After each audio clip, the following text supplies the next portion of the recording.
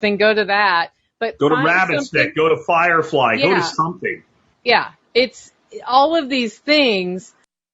You're 6 minutes away from a live episode of Free Talk Live. Listen live at freetalklive.com.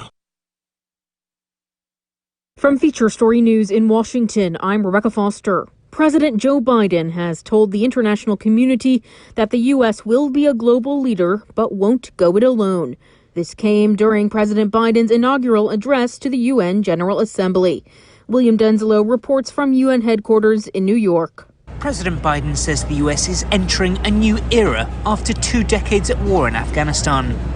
In an address at the UN General Assembly Hall, he said that the US will lead with power and power of example, but will tackle challenges in concert with other nations. From the withdrawal of forces from Afghanistan to this week's eased travel restrictions, Biden has faced criticism for keeping allies in the dark. But multilateralism was a key focus in the president's roughly 30-minute address.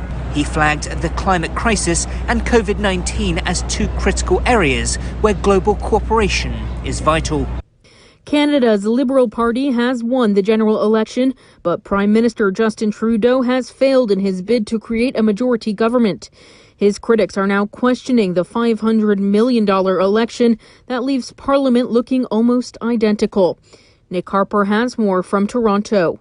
Justin Trudeau says Canada has given his Liberal Party a clear mandate to govern, but the win is in some ways a loss. Trudeau had hoped to capitalise on his popularity to win more seats and convert his minority government into a majority.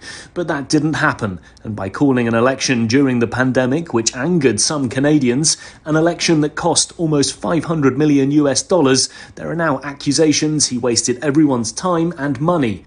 The European Court of Human Rights has found Russia responsible for the killing of former Russian spy Alexander Litvinenko. Mr. Litvinenko died of polonium poisoning in 2006 in London. Russia has always denied any involvement in his murder. The UK's Defence Secretary Ben Wallace has launched an investigation into a data breach involving the contact details of Afghan interpreters who worked for British forces. More than 250 people seeking relocation to the UK were mistakenly copied into an email from the Ministry of Defence. Benji Heyer has more from London. The email was sent by the UK's Afghan Relocations and Assistance Policy team to dozens of interpreters, many of whom remain in hiding in Afghanistan. It was supposed to tell the recipients that Britain is doing everything possible to help relocate them. But their email addresses, showing people's names and some displaying pictures, can be seen by all those copied in.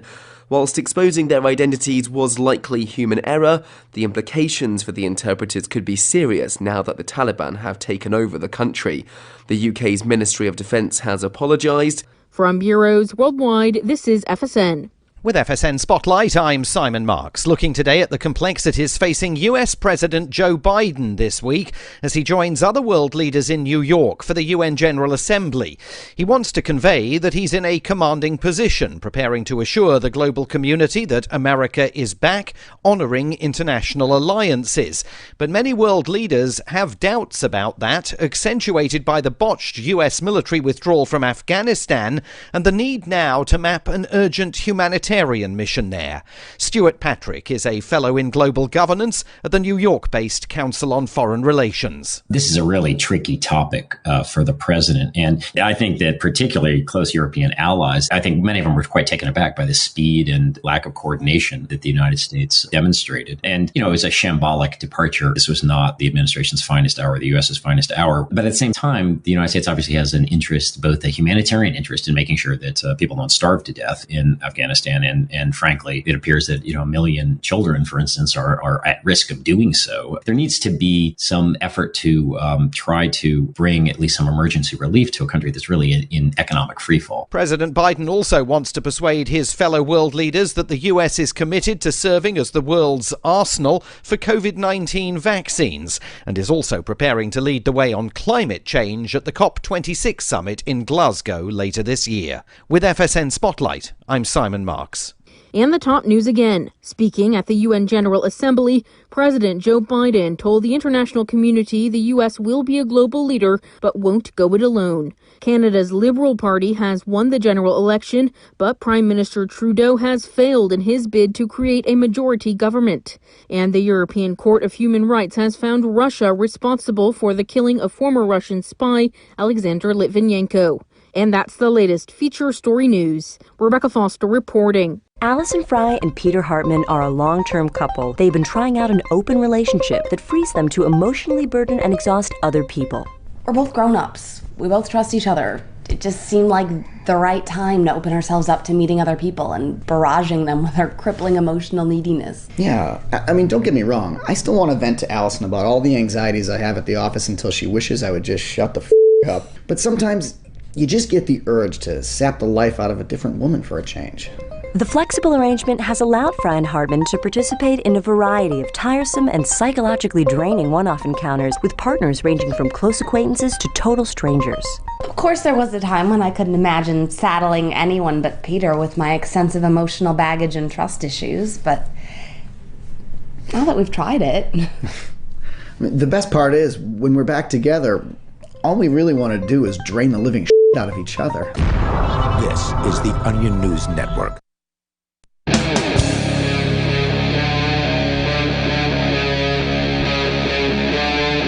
Free Talk Live. This is Free Talk Live, and you can take control of the airwaves here. The number, if you want to join us, 603-283-6160. That's 603-283-6160. Here in the studio for a Topless Tuesday episode. It's a little bit of a different crew tonight. It's Ian. Bigless Mountaineer. And Conan. We are, it's starting to cool off. It is. For sure. It is. No more swimming. In fact, we boated down the Connecticut yesterday, and I've cold out there. Passed a couple of rope swings, and I wanted to, but that wind was really blowing. I mean, the sun was good, as you can tell. I got a little red, but yeah, it's getting cold. So summertime is over. Topless Tuesdays might be weaning out pretty soon. We'll see eventually. I don't know. As soon as I see those, and it's really pronounced here in New Hampshire, but as soon as I see those leaves turn, October 10th, I believe, is about when it's going to start happening. And then I've already seen some of them. We have to worry about the leaf peepers coming up from wherever they come. There's a couple of nice patches, like green, red. Yeah, green. It's good. So it's coming. So there's, you guys familiar with Project Veritas? Yeah, they do a lot of good work, but they always have the crappiest audio ever. I mean, you can't. What's going on here? But yes, lots of whistleblower after whistleblower after whistleblower. It's good stuff. Well, they've got a new one that came out yesterday. It's a 13-minute long video. We're not going to play the 13 minutes, but there's like a little, they put together, 2 minutes in advance or 2.5 minutes in advance of the video, quick summary. I've taken that, edited out the curse words that do appear in this particular clip. It is undercover video, and what they've got is a whistleblower that works for the federal government, for the Department of Health and Human Services. And she's coming out now, and she's saying there's a huge cover-up. So, Peakless, it's good that you're here tonight because you were giving us some of the numbers from the VAERS system over the weekend. It's up to like 13,000 right now, right? Oh, it depends on how you count it, because I think the most valuable and useful numbers are the U.S.-only numbers. Right. Because this is a U.S. system, after all.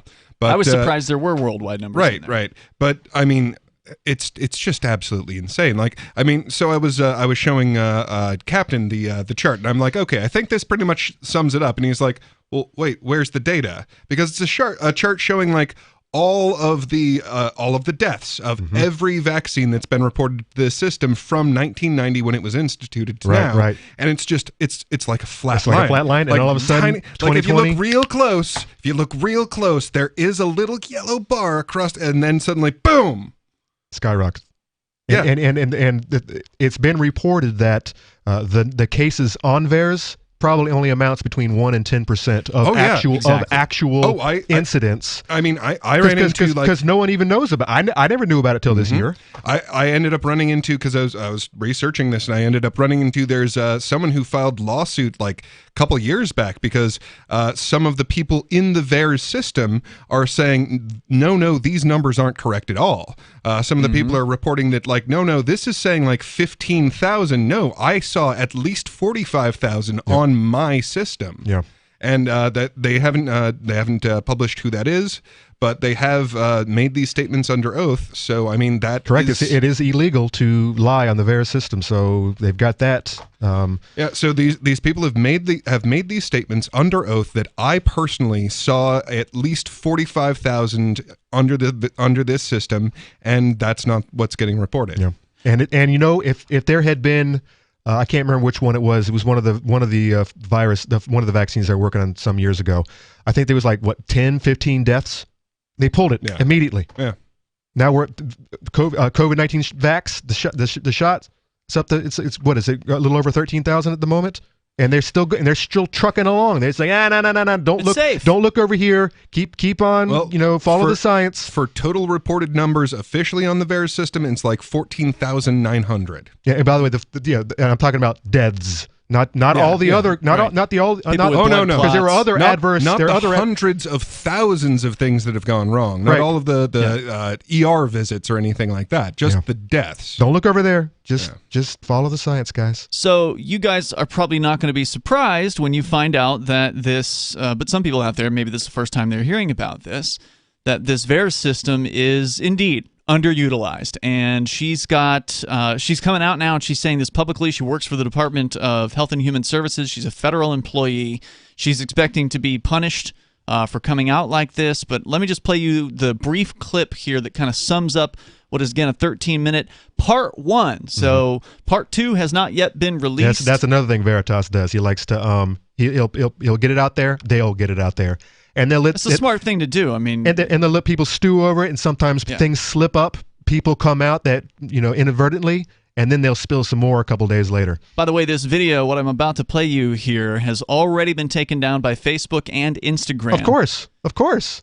And that, even though it's an actual DHHS employee who is saying something contrary to the official line. Well, and since you mentioned it, I mean that's one of the things that, when they were actually pretending to do their job, if they were tracking a serial killer, they would release this much information. Correct. But there would always be something missing that only the murderer would know about. Or someone who would know direct information from it. Exactly. And I think that's a really smart move because we are tracking mass murderers. Like, that's what we're doing when we're trying to hold the feet of politicians to the fire. And I've come to think of it as, so there's the bureaucratic government, that's the one we vote for, and the corporate government. But I mean, in reality, there is no separation. They are both government because we do live under fascism. At this point in the game, when you consider all of the authority figures who have come out and said not to do certain things like ivermectin, hydroxychloroquine, they have gotten people killed. Thousands of people killed. India is suing one of the World Health Organization organizers because they say you got thousands of people killed because you told them not to use ivermectin. Oh yeah, it's a completely upside down world where we are getting banned off of all of these platforms from speaking the truth. Whereas everyone who says the lies that are actually killing people, they're allowed to freely propagate their information. Right. Surely you'll become an influencer if you back the state. And now and they know no bounds. Even Nicki Minaj can't get away from these clowns. She's coming out talking about how she's not going to have any part about it. I'm going to, you do you, I do me. I know from Twitter. I know a friend of a friend who had problems. Yeah. So I'm going to strange bedfellows there. She said, "Think for yourself." And they're coming after her tooth and nail. They these people are eating their own. All right, so here is the audio. Let's get into it. The government doesn't want to show that the darn vaccine is full of shit. Tell us about who this person is. Dr. Gonzalez is one of our emergency room doctors at Phoenix Indian Medical Center. And she's a federal employee? Correct. Now you got this guy in room 4 who got his second dose of vaccine on Tuesday, has been short of breath. He's got myocarditis. Yes. Oh, this is bullshit. Let's see. Probably myocarditis due to the vaccine. Right. But now they're not going to blame the vaccine. Well, and you know what? But he has an obligation to report that, doesn't he? They are not reporting. Right. Because they want to shove it under the the mat. What patient was she referring to? She was referring to that patient, that 30-something-year-old patient that had congestive heart failure. And in that particular patient's case, it was not reported. No. And as it turns out, in a lot of cases, it's not being reported. And whether it's a conspiracy or whether it's, as I believe later in the video, in the full video that I'm not going to play here, because this kind of gives you the gist. It's enough to give you an idea. You can go and see it for yourself as long as it hasn't been taken down yet. But one of the things that is said later is it takes a half hour to fill out one of these VAERS reports. And we've talked about how a lot of these hospitals, like a lot of places, a lot of businesses, are low on staff. They don't have a lot of people. And if you're a nurse, you got patients. Well, it's not a conspiracy to cover your ass. I mean, you know what you're risking by reporting these things. You know what you're risking by telling the truth in a lot of cases. So, I mean, it doesn't take a conspiracy for them to mark it down as this and not mark it down as that. Fill out this paperwork, but don't fill out that paperwork. Yeah, so let me continue. May I see your badges? You're Jody O'Malley with the Department of Health and Human Services. This is the United States government identification. And looking at the CDC website, it says that you're required to report adverse events following vaccinations. But they're not. And like you said, it's a lot of work, and some people are afraid to do it because their top dog administrator is going to tell exactly. Well, and they know who feeds them. We will continue. There's a little bit more from this audio that I'll share with you, and it's over at the Project Veritas website. If you want to see the full thing, we'll link to it. Coming up, Free Talk Live. Are you tired of governments murdering people around the world? Stop using their money. There is an alternative. Bitcoin is a stateless, free market, non-political currency. Bitcoin cannot be inflated or controlled by any government. By using their money, you are helping the state. Stop doing it. You have an incredible alternative available now. Learn it, use it, spread it. Get started with Bitcoin at bitcoin.com. That's bitcoin.com. Do you feel like your nation, state, or community no longer holds your values? Have you dreamt of a place where people agree that liberty is important and are free to pursue their projects so long as they respect the property of others? There are many people just like you that are discovering freeprivatecities.com. Their social media links are at the upper right of the page at freeprivatecities.com. All skill levels will be needed when the first of the Free Private Cities opens. It's sooner than you think. Stop arguing and build. freeprivatecities.com. Breaking weather news. Belize is sunny and around 82 degrees every day this week. What's the forecast for your life? If current politics and economic prospects are cramping your freedom, escape to the tropics. ECI Development has affordable second homes for you to own or rent in Belize and other tropical countries. Places with stable governments and growing economies. Secure your freedom now.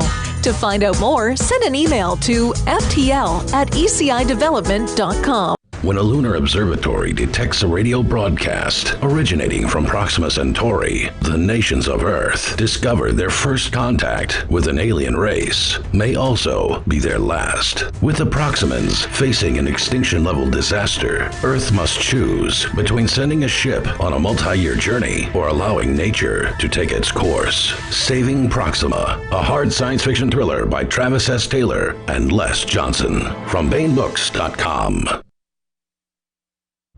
On Free Talk Live, we're bringing people to the ideas of liberty every day. From wrestling superstars like Glenn Jacobs. You guys really are having an impact, I believe. Like I said, a lot of where I am now is due to listening to Free Talk Live. You changed my mind on some very important issues years ago. To random people tuning in on the radio.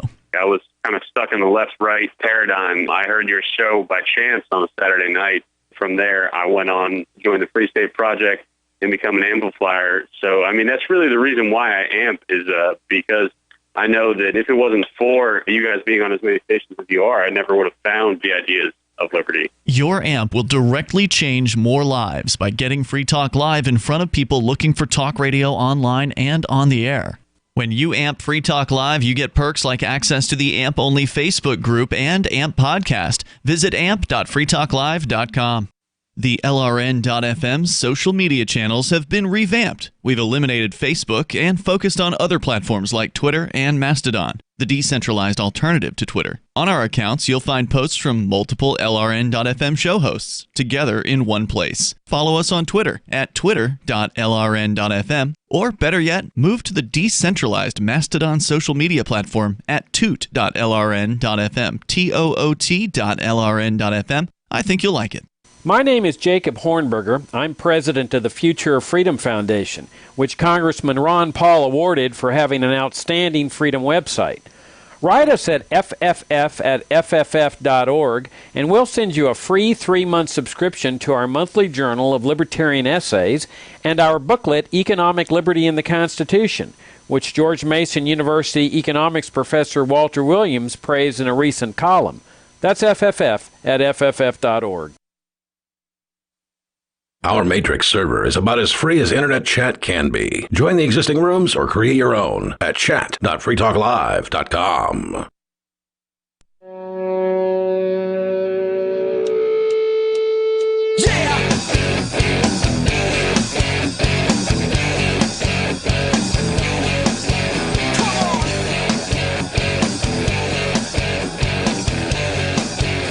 It's Free Talk Live.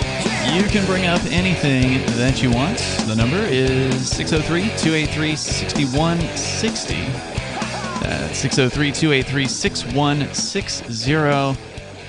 And here in the studio tonight, you've got Ian. Bigless Mountaineer. And Conan. I want you to know about Bitcoin.com. By the way, price is down a little bit today, scraping the $40,000 range for a whole Bitcoin. Might be a good time to look into getting into this stuff because cryptocurrency is likely never going away in our lifetimes, and it's probably just going to get more popular. I got to ask, do you happen to know why, or have you heard any reason why it suddenly dropped? I knew it was going to drop around the time when El Salvador instituted it, but there was a fairly big drop within the last day, and I have no idea why. I have no idea why either. I don't try to figure out what Bitcoin, why Bitcoin does what it does. I mean, it's a global market. There's people constantly buying and selling it, so who knows? But just wondering if you'd heard something weird like Musk making another stupid tweet or something. You can go to Bitcoin.com, click Getting Started or Get Started at the top of the page. There's videos there. One of them will last you all of, I think, 3 minutes to give you the basics on what makes Bitcoin and Bitcoin Cash different, what makes it unique, what makes it world-changing financial technology. I recommend you take some time out and go and learn the basics over at Bitcoin.com. And then, if you don't need the basics, you can dig in deeper. They've got a lot more information there. Plus, their news site over at news.bitcoin.com. We'll play more of this video, Project Veritas, speaking to Jody O'Malley, who is a registered nurse with the U.S. Department of Health and Human Services, coming out as a whistleblower about the VAERS system, the voluntary, supposedly reporting system that these people are supposed to use. It's voluntary, but they're also supposedly under some sort of obligation to use it. So maybe it's voluntary for some people, but not for others. Anyway, she's saying that they don't use it as often as they're supposed to, and we'll get back into that story. But first, Bob is on the line in New Hampshire. You're on Free Talk Live, Bob. Hi, let's have some nuts and bolts on the ground issues firsthand, not secondhand. I have a offspring we'll call Joe. And he's a licensed nursing assistant at a very, very large hospital in New Hampshire. And he's also now a nursing student for registered nurse in Concord. And so at Hospital A, the very, very large hospital, is requiring vaccines, of course. And he has submitted a religious exemption, and so far it's been denied. And they've gone through 2 or 3 rounds. So that's Hospital A. Hospital B is affiliated with the nursing school, but is not actually the nursing school itself. It is the nursing school farms out some of its education to the Hospital B, and Hospital B has stated that they require vaccines now as well. He applied with a religious exemption, but they said that the format of his paperwork was incorrect. They wanted a PDF instead of a JPEG. And they escalated today, and basically they've actually asked for his badges back. The hospital has, not the school, and dismissed him from the clinicals program. Wow. So the question at this point is, What are the alternatives from a legal point of view or from a nuts and bolts? How do we get past this? Because obviously he's just been dismissed from clinicals, so we're protesting that, and he's paid thousands and thousands and thousands of dollars for the privilege of going to nursing school. Wow. So I have one general thought on the matter. So the reason that I didn't go into the standard version of medicine is because I found out it was, by anyone's count, within the top 5 number of killers of Americans. And I mean, the thing is, it is great at injury and terrible at illness. So if you have these people that really have a heartfelt desire to help people and to alleviate sickness, I suggest going into what they call alternative medicine. Because when it comes to illness, when it comes to anything chronic, the Western medicine is just a terrible system on all of that. Now, it is absolutely the best when it comes to, like, you get hit by a car, you fall out of a window, something like that. Any traumatic injury, standard Western medicine is amazing. But when it comes to anything chronic or illness, it's absolutely terrible, and it does honestly more harm than good. So if these people are having trouble getting through the basic medical system and they want to help people who are sick, do what they call alternative medicine. There's 1,000 different paths of it, and figure out what one works for them. Yeah, I mean, I can't give any legal advice, Bob. I'm not an attorney or anything like that, but man, that's got to really suck if you've paid a ton of money into the educational system, and now they're saying, yeah, we don't want you. We don't want your kind around here. And I think a lot of this depends on numbers. How many in any given system, in any given hospital, are willing to lose their job instead of get this vaccination? If it's a significant portion, then you may find that the hospital is thinking twice about firing people. Whereas if it's 1% of the staff, they'll go ahead and cut all those people and be done with it. But even now, even 1%, I mean, they're hurting so hard right now. Even 1% could really put the tombstone down on this system. Can I relay a funny anecdote for you? Yeah, please. This is in firsthand. So Hospital A, again, the giant hospital, you've all heard of it. You've probably driven past it a million times. They now have this new program where they want unlicensed, licensed nursing assistants. In other words, they want assistants for the licensed nursing assistants that aren't necessarily licensed. They're so desperate for bodies that they have another rung beneath the licensed nursing assistant, which I believe is the bottom rung already in the licensed So you're saying they want to hire people who've never even gone to medical school. They just want like runners, basically paid interns, people that'll go and get a thing and bring it to a place, that kind of thing? Yeah, well, licensed nursing assistant is like a 4 to 6 week course, and that is like the lowest level of licensure in the medical profession right now in the United States. Then they have like licensed practical nurses, and they have registered nurses, and they have bachelor's nurses and masters. So licensed nursing assistants, or LNAs, are the lowest rung on the ladder inside the hospitals as far as actually contacting patients and doing anything at all medical, like taking pulses, blood pressure, and things like that. Now they have this new job where they're going to have the licensed nursing assistants have unlicensed assistants. It's just mind-boggling. Assistants to the assistants. I gotcha. Well, that's not surprising. I mean, from everything that I've always heard, like it's completely displaced from what it should be, where most of what we actually expect to get done as far as medicine goes is getting done by the nurses. So nurses are doing the job of doctors anyway. So, I mean, you may as well move this all down the rung so that the people who are assisting, well, I mean, if what they're assisting in doesn't actually require the knowledge that they had to acquire for that license, then you should have the people who can assist them that don't necessarily have the knowledge but can do the job. Bob, thanks for calling in tonight and sharing that experience with us. Definitely appreciate hearing from you. The number, if you want to join us here, is 603-283-6160. And we'll hear more from the nurse that Project Veritas has brought out publicly. She is a whistleblower saying that there's a whole lot of cases of vaccine side effects that are not being reported at all, and that it's, in a lot of cases, the hospital policy to keep hush-hush about them. Why is that? You can share your thoughts with us. Free Talk Live.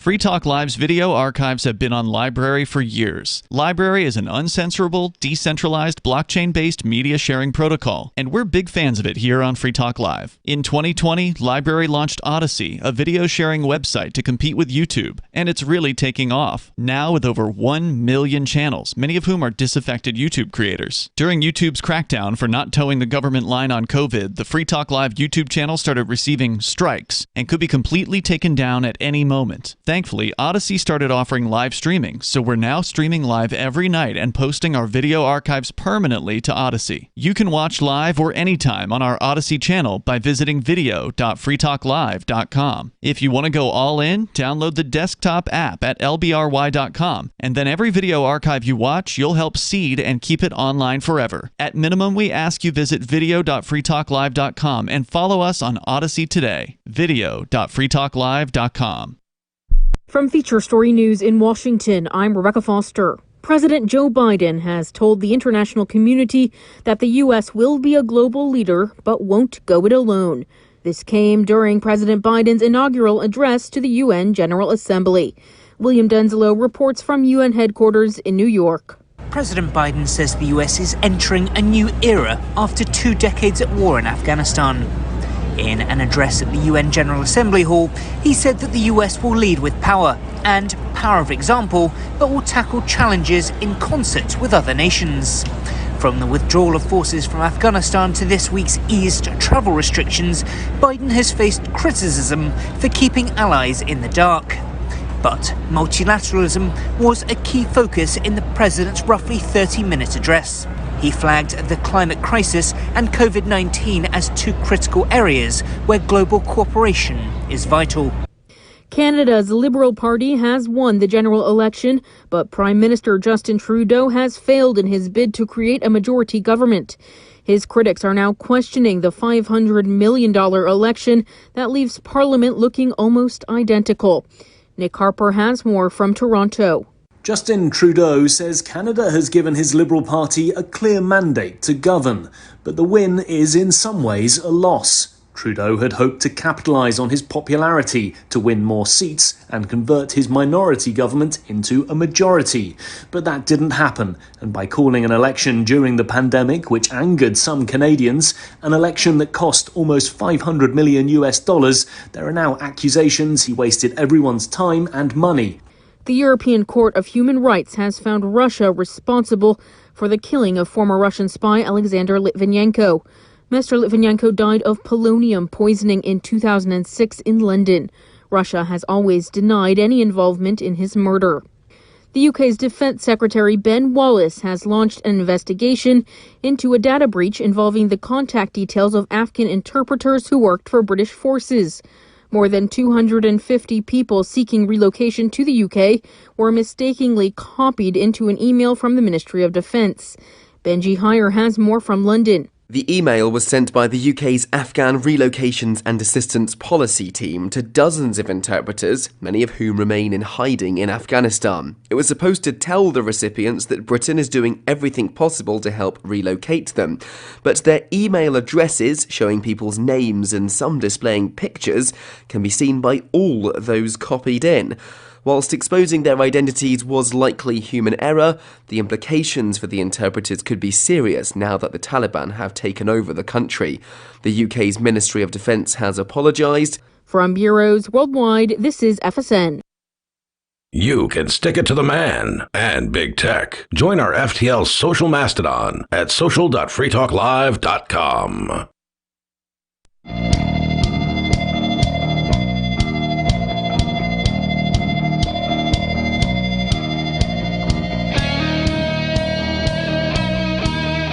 This is Free Talk Live. You can bring up anything that you want here. The number is 603-283-6160. That's 603-283-6160. Tonight, it's Ian. Nicholas Mountain. And Conan. We're sharing with you some audio of the Project Veritas Part 1 Department of Health and Human Services whistleblower goes public on the vaccine, let's call it a cover-up, where there's way more vaccine issues, vaccine-related health issues coming out and deaths than are being reported. Probably more than every vaccine in the last 100 years combined, I would say. Well, that's what we found out over the weekend is even with the official numbers from VAERS, it's more than, I think it was the number of deaths are greater than the number of deaths from all the other vaccines in the last 20 plus years of this reporting system. 30. 30. I'm sorry. 30 years. I mean, and just think about it. I know people out there listening. You know somebody who took this thing and they were sick for a week, or they couldn't move their arm, or they had to go to the emergency room because of complications. I would bet that more people who have been harmed are sickened by this vaccine than people who actually got sick from COVID. Ooh, now that's an interesting question. Just think about because everyone says they know someone who died of COVID. I honestly don't. I take that back. I know one person. Yeah. But a person from a person. So it's way down the line. I don't personally know anybody. Yeah, I don't personally know anybody. So just think of those numbers. How many people took the shot, got sick for a week, versus people who got sick from COVID and were bedridden? Well, I guess I should say Gene the Christian Anarchist, one of our listeners, supposedly died of COVID. But then again, he was also a man in his mid-70s. Correct. So he was a man. He was an elderly man. He was He died. Yeah. He died, and he also might have had COVID. So there you go. That's how everyone you die from a motorcycle accident in this day and age. And they'll say it was COVID. Oh hell yeah. Suicide, COVID. Let's go to a little bit more of this clip here. Again, this is a 13-minute long video. I've got the first 2.5 minutes of where they kind of summarize the content here for you from Project Veritas. Again, they're interviewing a woman. She works for the Department of Health and Human Services. And this video that we're playing for you has already been taken down from both Facebook and Instagram, according to InsiderPaper.com. Facebook wrote to the person who posted it, quote, "We encourage free expression, but we don't allow false information about COVID-19 that could contribute to physical harm." And what's the content of this video? It's an interview with a woman that works for the federal government. Right. Who is saying, yeah, you're being lied to about the vaccine and all of the side effects. Here's some more. It says that you're required to report adverse events following vaccinations. One of those would be congestive heart failure. That's a huge one. Were there other instances that they didn't report? Oh, I've seen dozens of people come in with an adverse reaction. Yeah, it's really sad. She had just come back from surgery, from leave. So what are we looking at here? You're looking at me transferring her to a higher level of care that could handle her condition. And this is a colleague at your hospital who got sick. She didn't want to take it because of her religious beliefs. And she was coerced into taking it. Why are you choosing to blow the whistle? They say later in the video that the woman died. Yeah. So her coworker was given one of these mandates that we're hearing about coming around to all the hospitals. Our co-host Nikki just got one for her hospital. And they'll warn you, we might not give you the religious exemption. She said that there is a religious exemption, but it requires all kinds of, like, you have to wear an N95 mask at all times. Even when you're on break, you have to separate from other employees. You're not allowed to actually talk to other employees. So to try testing twice a week, probably something like that. And some of them are like, well, we only accept these forms of religious exemption. So if you're exempt from this, you also have to stop doing all of these other things. Yeah, they want to make it as difficult on people to be exempt from this as possible. But not federal employees, not USSPS, not who else is off the hook these days? Oh, Congress. Congressional staff and Congress themselves. Oh, yeah. Here's more. Why are you choosing to blow the whistle? It's not what a lot of people would do. They're scared, they're afraid. Are you afraid? I wouldn't necessarily say I'm afraid because my faith lies in God and not man. This is evil at the highest level. You have the FDA, you have the CDC that are both supposed to be protecting us. Are you afraid they're going to retaliate against you? Yeah. I'm a federal employee. What other federal employees do you see coming out? But you put your faith in God. Amen. Again, the full video of For Now, and presuming it's not going to be taken down, is available at projectveritas.com, and they say this is part 1, so there's more of this to come. And there's a little bit more here from ProjectVeritas.com. They interviewed her, and there was another undercover recording with Dr. Gonzalez. That was the woman that was saying that they're full of S earlier, that the people that are promoting this vaccine are full of S. She says later, Jody, the woman who's come out, says, so how come after 18 months we haven't had any research? Isn't that fishy to you? Gonzalez responds saying, it does. It is fishy. And O'Malley says, it's super fishy. Then Dr. Dale McGee, an ER doctor, says, it's not that it hasn't been done. It hasn't been published. That's why. Gonzalez responds, it hasn't probably been done because the government doesn't want to show that the darn COVID vaccine is full of S. Yeah, it doesn't fit the narrative. They are gathering too much control, too much power is at stake. If they let this thing, unravel, it ruins the narrative. Not to mention too much money. A lot of money. I mean, billions. And the vaccines were paid for before they were even administered. I mean, I know that everyone in this room is very well aware that there are a lot of people who are motivated by power over others. But that's not a compelling argument for plenty of people. But, you don't have to go there.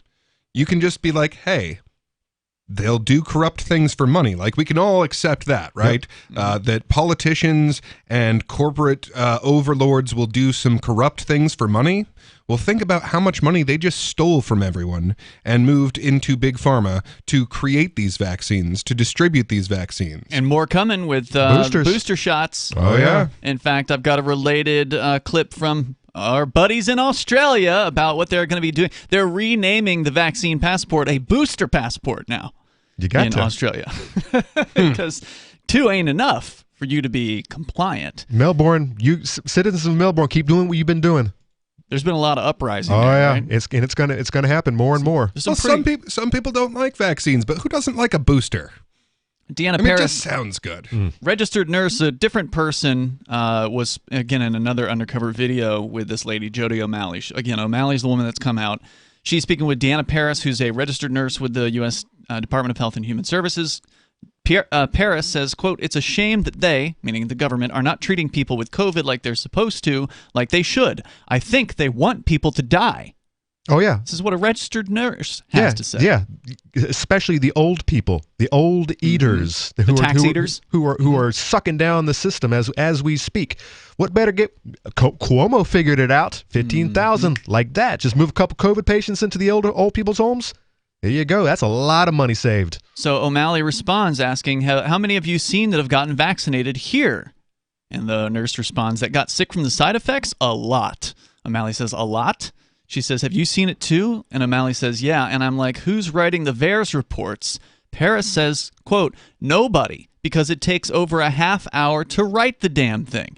And these people are already loaded up and they know with how to paperwork. and they know how to do it too. They know where to go. Sure. They know that this thing exists. They've probably done it before, maybe. And they're like, you know what? I got patients to deal with. I don't have time for this. So again, it may not be as much of a conspiracy as it is just an inconvenience. Yep. But there may also be official. In fact, they touch on it later that it's official policy to. I believe that to not write these things. Well, and it's certainly convenient to the politicians that the old people are dying, because then we can claim that these programs that were always going to fail, well, they haven't failed yet. See, Social Security can limp along for another 10 years now. Oh no! They've already cut it back 12 to years. They've cut it back to 33 now. Yeah. No, you mean 2033 is when the deadline. Yeah. All right. So more coming up here in moments. You can join us, share your thoughts. 603-283-6160. This is Free Talk Live. The Free State Project has reached its goal of 20,000 liberty lovers who've pledged to move to New Hampshire and get active to achieve liberty in our lifetime. Perhaps you're trying to figure out what part of New Hampshire should be your destination. If so, consider Keene. You'll find more than 150 reasons to move to Keene at move.freekeene.com. Keene is famous for its historic, publicity-generating activism, as well as being the liberty media capital of the world. It's home to freekeene.com, New Hampshire's destination for liberty activism, news, and opinion. For years, we've been compiling over 150 reasons to move to Keene at move.freekeene.com, where you'll learn about some of what's happening here and what makes Keene a great place to live. If you love liberty, you'll probably enjoy anywhere you end up in the Shire. But do your due diligence first. Please visit move.freekeen.com for the full list of over 150 reasons to move to Keene. That's move.freekeen.com. Is oral health important to you? If you don't like your own teeth, fresh breath, or kissing people, then by all means stop listening. Several years ago, I met Jessica Armand, founder and CEO of My Magic Mud, and I became passionate about the product that she created and never want to live without it. It's clinically proven to whiten teeth, but I find it does much more. They want you to love My Magic Mud as much as I do, so they're giving you a money-back guarantee plus 20% off. Go to mymagicmud.com and use coupon code FTL20 at checkout. mymagicmud.com, FTL20. There are lots of ways to listen to Free Talk Live. Our podcast has been around since podcasts began, and now the FTL feed is loaded with content besides our full show archives. Did you know that we make it easy for you to customize your podcast subscriptions? We have different feeds, one that includes only our full shows, one with just the Daily Digest, and our main feed that includes everything. You decide what you listen to. It's quick and easy to customize your feeds at feeds.freetalklive.com. That's feeds.freetalklive.com. This is Michael Dean from the Freedom Fiends. I've run websites since 1996 and have used over a dozen web hosts in that time. AgristHosting.com is the only one that hasn't broken my heart. Agrist Hosting's uptime and service is stellar, and their DDoS mitigation is the best I've seen. That's important because if you tell the truth in this world, you'll ruffle feathers. And some people will try dirty tricks to silence your voice. No matter what the haters hit us with, Agrist Hosting keeps our websites online. If you have a mission-critical commercial presence or a world-changing activism site, you cannot tolerate any skullduggery. So go with agristhosting.com. Have a WordPress or blog site, but you're not satisfied with performance or uptime? Or just want raw hosting? Want to pay with Bitcoin? Agrist Hosting specializes in high-performance hosting with personalized service. Go to agristhosting.com and click on the button that says Get Hosted. That's agristhosting.com. What if you want to hear the latest episode of Free Talk Live, but all you have is your phone, you forgot to download our archive, and you have no data connection? You can call our Listen line at 641-793-0191. That's a long-distance number, so you may incur charges. If not, listen as long as you want. 641-793-0191. The Free Talk Live Listen line, 641-793-0191. There are basically two types of advertising, direct response and branding. Radio's great for direct response with its low cost to listener ratio, but audio can't be beat for branding, which is a longer-term endeavor. You want to be the first thing that someone thinks of when they think about your product or service. If you have a local business that you want kept top of mind in your community, call the station. If you need national reach, Free Talk Live's got around 200 radio stations, millions of monthly listening sessions, can suit all budgets, and if we don't think we're right for you, we'll tell you. Email me, mark@freetalklive.com. Don't miss a moment of Free Talk Live. Get our archives daily via our podcast at feeds.freetalklive.com.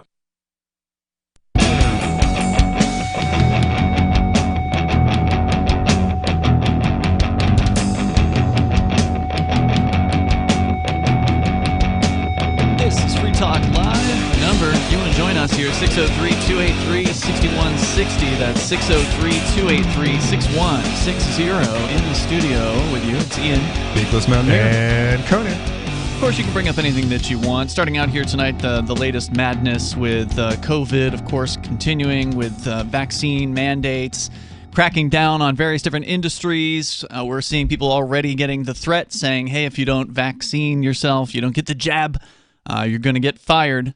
And people are folding. I know someone in my life, my family, who just folded today. What was their circumstance? What industry? Education. They couldn't do it. They wanted to. They didn't want to. He's a teacher. He's a teacher. He's got a family. He's a young man. He has a young family. There's a lot dependent upon him, and he said he folded. I'm like, well, if you're gonna do it, take Johnson & Johnson. Just don't take that. Oh, because it's actually a vaccine. It's a real counter virus. Old school vaccine, correct? Not this new Frankenstein nonsense that has never been tested on humans before. By the way, guys. Well, and it dawned on me, it's literally a counter virus. Because like what a virus does is that it injects mRNA. That's literally what a virus does. And the injection of mRNA interferes with your cell function. And what this is an injection of mRNA. So it's literally a counter-virus. You talking about the mRNA ones? Yes. Yes, not the Johnson & Johnson one, the Pfizer and Moderna ones. Yeah, we'll see what happens in a year. We'll see that this doesn't mess your immune system up, for life, where you're having to take a pill every 6 months or a pill every single day just to stay alive because someone messed up your cells. We'll see. Hey, I hate to see it. I hate to say it, but you're guinea pigs, and we'll see where this goes. Well, here's what the let's see here. Daniel Andrews, one of the people there in Australia that is, of course, cracking down all over the place, and I don't know how restrictive all of the states are, but some of them are particularly bad there in Australia. I've heard that there's some. It's like night and day. They're walking around unmasked. They don't even realize what's going on in Victoria, and that the fact that they've been locked down for damn near a year. Yeah, Victoria and New South Wales are two of the worst, and this is from the Victoria state. Well, they're left-leaning states too. So there you go. Here's the clip. The left These loves sorts of this. passports are designed to do exactly that. They won't be there forever. I can't say, as I stand here right now, how long it'll be on, how long it'll be a feature of things. But arguably, it won't be a vaccine passport you'll be showing in the first half of next year. It'll be your booster passport to show that you've been to have your third jab and that you've still got the protection that comes from either AstraZeneca, Moderna, or Pfizer. So it's now a booster passport instead of a vaccine passport. So already changing the language, moving the goalposts, and he actually claims that this isn't going to go on forever. Really? Why wouldn't it? I actually didn't quite catch that because the accent, whether it was won't or might. Did he say this might go on forever? He said it won't go on forever? He said it won't go on forever, but he can't say for how long it will go on. Okay, so the heat death of the universe accepted. Well, it won't go on forever. Won't go on forever. I mean, eventually, this will turn into a white dwarf or something. Yeah. But well, it's going to go away when the people stand up and take it back, take the power back. Until then, you're going to get a booster every 6 months. Well, and that's the thing. This is an illusion. The power has never belonged to them. It's always belonged to us. Well, there's always been more of us than there are of them. Absolutely. I mean, it's very much the circumstance of an elephant being tethered by a rope. Do you know how that one works? I can imagine it. Yeah, so when you have an elephant, like a very young elephant, you get like a nice big chain and you stake it in real good, and that elephant will pull and pull and pull on that chain. It's too small at that point. Right, exactly. So when it gets a little bit older, you can use a lighter chain. It'll pull a couple of times, but it really it knows its lesson. Yeah, it knows that it can exert all of its efforts and it will not be enough. So then by the time you have a full-grown elephant, you can take a light little rope and gently stake it into the ground, and it goes, oh, guess I'm stuck here. Yep. Well, you can that goes for every domesticated animal out there. Absolutely. You train them young, you get them into that mindset that they don't know freedom. I mean, when we're born, Ben Stone, the Quaker man, he was talking about this. I saw a little tweet from him the other day. Basically, we are born anarchists. We are born free, and then from day one, we are beaten into what we are now. We're soft, we're malleable, we're clay-like, but we're free. We are truly free. And then from day one, rules are thrown at us. Society is thrown at us. This is what you do to fit in. I think it was we're shaped to fit into this Henry hole. David Thoreau that said, "Man is born free, yet everywhere he is in chains." This is what it is. I mean, we are. I think we are freer than most because we realize what's actually going on there. We talk about it on a daily mind, free in our minds. I see the bars. I see the chains. Sure. Most people don't. No, that's true. Because they don't know they exist. Well, I could have freed another 1,000 slaves if only they would. If only they knew it. Yeah, that's Harriet Tubman, by the way. That quote. Well, and that's exactly the thing. Once you see the cage, you actually notice that there is a way out. Like there is a door that's open over here. You have to gather with people who also see the chains. Yeah, and say, you know what? We're going to have our own community. We're going to help each other out. We're going to form our own markets. You stand up, you turn around, you walk past those guys with the puppets putting the shadows on the wall, and you walk right out of the cave. It's gonna hurt. It's gonna hurt like a son of a bitch, but you got to get out of that cave and you got to go out where the sunlight is. Yeah, and once you take that first step, it's gonna be a screaming, searing pain to your eyeballs, but you get used to it, and then you look around and you get to see flowers and trees and birds and breathe fresh air and actually live among free people. Yeah, imagine that. and for you who regularly call in complaining about the state that you live in, California, I'm talking to you. There are places you can move to that we see it, we understand it, and we're trying to build that community. It's happening. It's happening as we speak. There's a greater number of people who are posting on various different social media saying they are buying a house, looking for a house, looking to make the move, making the move, in the planning stages. So there's a lot of people now that maybe they hadn't taken the Free State Project and this migration, this New Hampshire freedom migration seriously before. They're taking it seriously now because they are surrounded by people who believe that masks and mandates are making them free. They believe that those chains that we see are chains are actually helpful, that they're beneficial. Yeah. Well, freedom is slavery, don't you know? Security. Yeah. That's the key. They'll give it up for a little bit of safety. Oh, but they're getting freedom. See, if they do what they're told. To intentionally enslave myself is to be really free. But if they just do what they're told, then they can go out to eat. Oh yeah. Then they can go out to the movies. Then they can go out to the theater. And they never see that. And they never see the goalpost that keeps just moving down the field. It's going to move again, guys. It's going to move. There's going to be a fourth jab. Hey. Oh yeah. It's only going to be 2 weeks. Look at it. Look at Israel. Yes, they're already on their fourth shot. Yeah. It's coming. It's coming this winter. Until you stand up and say no. Yeah, that's true. Well, and that's the thing. Like, I hear all of these stories about people who moved down to Texas, moved down to Florida, and they're like, man, this is not what I thought it was going to be. Surprise. And one of the big things about that, and it really is a huge difference, because, like, I came from Denver. Denver has, like, as a, like, general metro area, twice the population of the whole state of New Hampshire. And Florida, Texas, they have a lot of people. 20 plus, 29 million. I believe it's 20-ish for Florida and 29 for Texas. And you got to figure, like, there is a bell curve on cares about freedom. You're a little grain of sand on the beach. Exactly. Yeah. But you move to a place like this, and our city, I mean, I live in Manchester, and it's a big city. I mean, yeah, the big city of New Hampshire, and it's really like a large town. It's like 100,000. That's it. Right. That's it.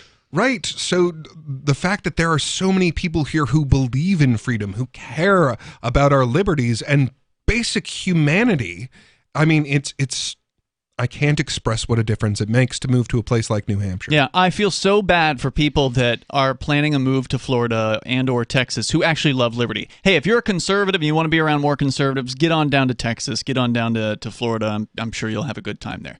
But if you actually are a libertarian, if you're a liberty-minded person, an anarchist, a voluntarist, there's no better place to be. I mean, as far as raw numbers of actual activists, not just based on, per capita per population. I mean, we kill it on that, but even just raw numbers of people, we kill it there too.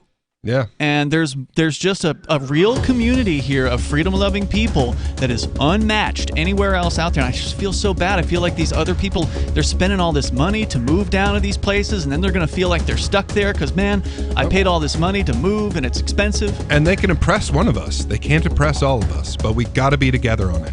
All right. Hour 2's coming up, 603-283-6160. Coming up, we'll talk about the big bust that the police down in New Zealand made. Coming up, and we'll explain what it's all about. It's Free Talk Live.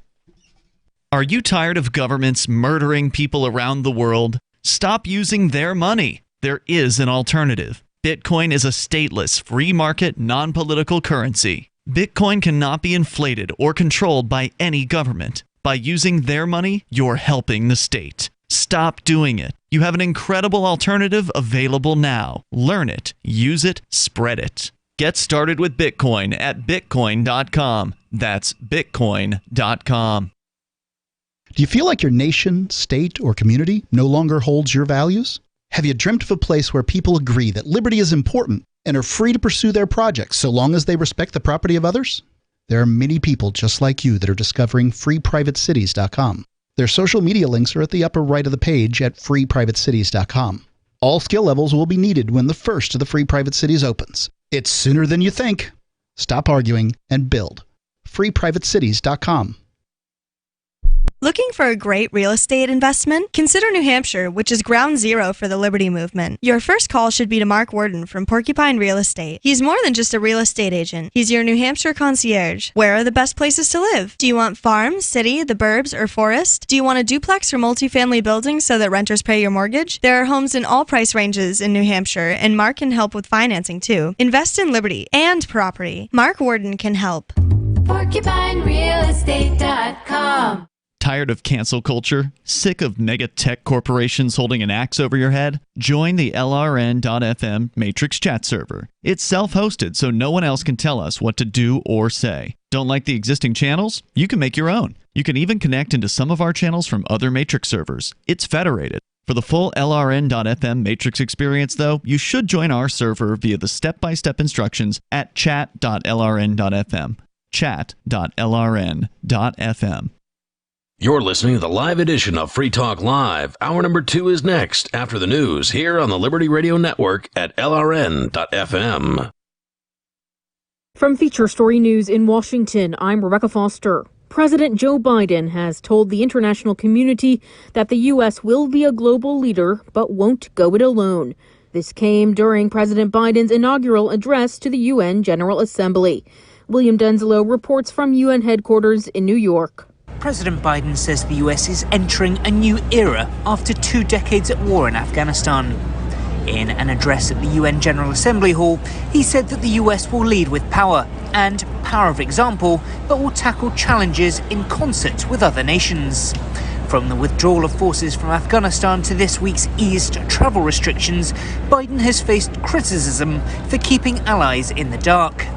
But multilateralism was a key focus in the president's roughly 30-minute address. He flagged the climate crisis and COVID-19 as 2 critical areas where global cooperation is vital.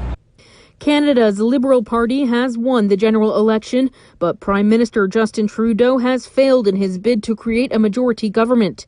His critics are now questioning the $500 million election that leaves Parliament looking almost identical. Nick Harper has more from Toronto. Justin Trudeau says Canada has given his Liberal Party a clear mandate to govern, but the win is in some ways a loss. Trudeau had hoped to capitalise on his popularity to win more seats and convert his minority government into a majority. But that didn't happen, and by calling an election during the pandemic, which angered some Canadians, an election that cost almost $500 million, there are now accusations he wasted everyone's time and money. The European Court of Human Rights has found Russia responsible for the killing of former Russian spy Alexander Litvinenko. Mr. Litvinenko died of polonium poisoning in 2006 in London. Russia has always denied any involvement in his murder. The UK's Defence Secretary Ben Wallace has launched an investigation into a data breach involving the contact details of Afghan interpreters who worked for British forces. More than 250 people seeking relocation to the UK were mistakenly copied into an email from the Ministry of Defence. Benji Heyer has more from London. The email was sent by the UK's Afghan Relocations and Assistance Policy team to dozens of interpreters, many of whom remain in hiding in Afghanistan. It was supposed to tell the recipients that Britain is doing everything possible to help relocate them. But their email addresses, showing people's names and some displaying pictures, can be seen by all those copied in. Whilst exposing their identities was likely human error, the implications for the interpreters could be serious now that the Taliban have taken over the country. The UK's Ministry of Defence has apologised. From bureaus worldwide, this is FSN. With FSN Spotlight, I'm Simon Marks, looking today at the complexities facing US President Joe Biden this week as he joins other world leaders in New York for the UN General Assembly. He wants to convey that he's in a commanding position, preparing to assure the global community that America is back, honouring international alliances. But many world leaders have doubts about that, accentuated by the botched US military withdrawal from Afghanistan and the need now to map an urgent humanitarian humanitarian mission there. Stuart Patrick is a fellow in global governance at the New York-based Council on Foreign Relations. This is a really tricky topic for the president. And I think that particularly close European allies, I think many of them were quite taken aback by the speed and lack of coordination that the United States demonstrated. And, it was a shambolic departure. This was not the administration's finest hour, the U.S.'s finest hour. But at the same time, the United States obviously has an interest, both a humanitarian interest in making sure that people don't starve to death in Afghanistan. And frankly, it appears that, 1 million children, for instance, are at risk of doing so. There needs to be some effort to try to bring at least some emergency relief to a country that's really in economic freefall. President Biden also wants to persuade his fellow world leaders that the US is committed to serving as the world's arsenal for COVID-19 vaccines, and is also preparing to lead the way on climate change at the COP26 summit in Glasgow later this year. With FSN Spotlight, I'm Simon Marks. And the top news again. Speaking at the UN General Assembly, President Joe Biden told the international community the U.S. will be a global leader, but won't go it alone. Canada's Liberal Party has won the general election, but Prime Minister Trudeau has failed in his bid to create a majority government. And the European Court of Human Rights has found Russia responsible for the killing of former Russian spy Alexander Litvinenko. And that's the latest feature story news. Rebecca Foster reporting. Buying a burger might start taking a bite out of your wallet. Meat prices skyrocketed this week after the place that makes the meat revealed that the cow smashing machine is all beefed up. This machine has beef way up in it. The basher, the meat collector, even a main meat hole, all of it. Lousy with beef. The cow smashing machine is an integral part of the meat making process, taking whole big cows into one end with all different meats falling out the other. Supermarket chains warn that unless we start smashing cows again soon, we could face a serious beef shortage. The beef industry is working hard to unclog the cow smasher, but says it could take several days or even weeks to scoop all the beef that's crammed up in there. Until it's fixed, meat-hungry Americans can take solace in the fact that the chicken grinder is working at full capacity, just completely tearing up all those chickens, and the pig machine is porking out hardcore. Up next, bluesmen find a rising trend of their babies done leaving on that their old devil train. This is the Onion News Network.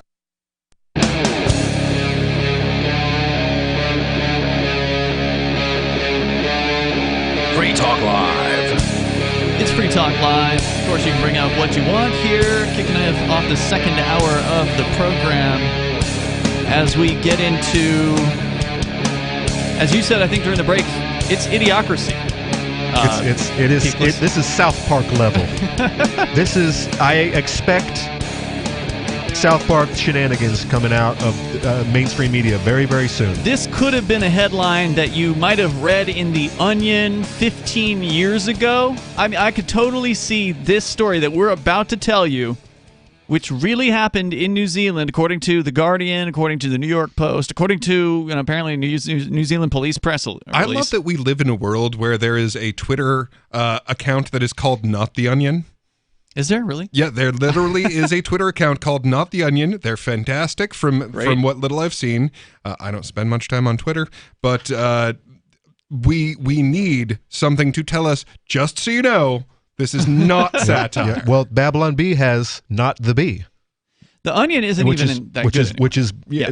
the same. It is the same principle. You see these news articles and you're like, that's a Babylon Bee. Oh, it's not. It's real. That really happened? Come on. Yeah, so believe it or not, New Zealand police in Auckland, which is locked down at the moment. Level 4, whatever that means. I think it's level 3. But anyway, we can get into what that means here in a moment. And terror threat level orange. To the New York Post's credit, they had a little bit of fun with this one. The chickens came home to roost. 2 men have been accused of foul play. Oh, come on. After being caught trying to enter New Zealand's largest city with a huge stash of KFC in the trunk of their car in violation of COVID-19 lockdown rules, according to The Guardian. Police were on patrol Sunday on the outskirts of Auckland when they noticed, quote, a suspicious-looking vehicle traveling on a gravel road, and upon seeing the police car, the vehicle did a U-turn and sped off, trying to evade the police, according to police spokesbureaucrat. Those darn suspicious-looking vehicles. They pulled it over. Well, at this point, any vehicle is suspicious if it's not a police vehicle because it's lockdown, right? Correct. You're not supposed to be out there. Vehicle was searched and police located cash, approximately 100,000 New Zealand dollars, which is about 70,000 US, alongside empty ounce bags and a large amount of takeaways. Takeaways, probably their terminology for takeout food. Takeout food. And when Fast food. When I first read this, I thought, ounce bags? Are they weed dealers? No, they were probably ouncing out mashed potatoes to their clients. Like 1 ounce of gravy. This is, you know what this is like, don't you? Because they call these people. Have you got to where they call these gang-like members? No, I haven't gotten to that. Gang-like members. Yeah, this is Colonel's gang. This is like the guy. This is like prison, where you sneak food back to your cell and then you cut it up. Wow. And then you sell it, or you get that is exactly accurate. Or you get care packages in the mail or whatever, and you cut it up and that in prison. You distribute it to your buddies. Someone smuggles that KFC in there. You better have those ounce baggies for that, gravy. Police images show at least 3 buckets of chicken, several containers of coleslaw. The Guardian says it was 10. I think it was 10 buckets of. Was it mashed potatoes?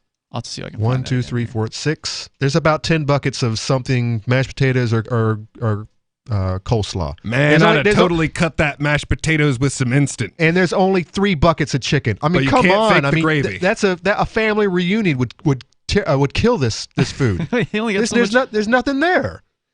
According to the story here on The Guardian, it was 10 tubs of coleslaw in this particular case, and an undisclosed quantity of fries. The finger-licking suspects were traveling from Hamilton, about 75 miles south of the city, under Auckland's, it is level 4, lockdown rules, the strictest in the country. Restaurants, including takeout services, remain closed, and everyone must stay home. So they had to go outside. This is literally one large picnic's worth of food. They went outside of the city because KFC in Auckland is closed. Right. So they had to travel a bunch of miles, 75 miles, to go and buy KFC and then try to deliver it to their customers in the city. The rest of the country is at a level 2, with eateries, cafes, bars, and nightclubs are open. Suspects aged 23 and 30 will appear in court on charges of breaching the Public Health Response Act. For COVID-19, they face up to 6 months in prison and a fine of up to 4,000 New Zealand dollars. And apparently on Tuesday, Auckland will move to an alert level 3, under which travel is only allowed for, quote, permitted movement, like commuting to work or school. But they really do have, and this is if that wasn't absurd enough, they actually have one of those cops confiscated stuff photos. How they used to put like bags of marijuana, some cash, a scale, whatever things they found. Or one of those dealer. Beautiful arrays of weaponry to see what kind of things we got here. Don't forget a rusty sword that was hanging in. It was in the basement, just collecting mold. But we got to bring that out. It looks cool, and then we all stand around it, and you become a meme. Yeah, and so the only thing they're missing here is the cops actually standing looking tough on this one, but they did put the KFC items on the trunk of the hood of the police car. Yeah, so I gotta say, tip of the hat, because at least you were not that dumb to stand in the photo. Oh yeah, because they learned from the last guys that did it.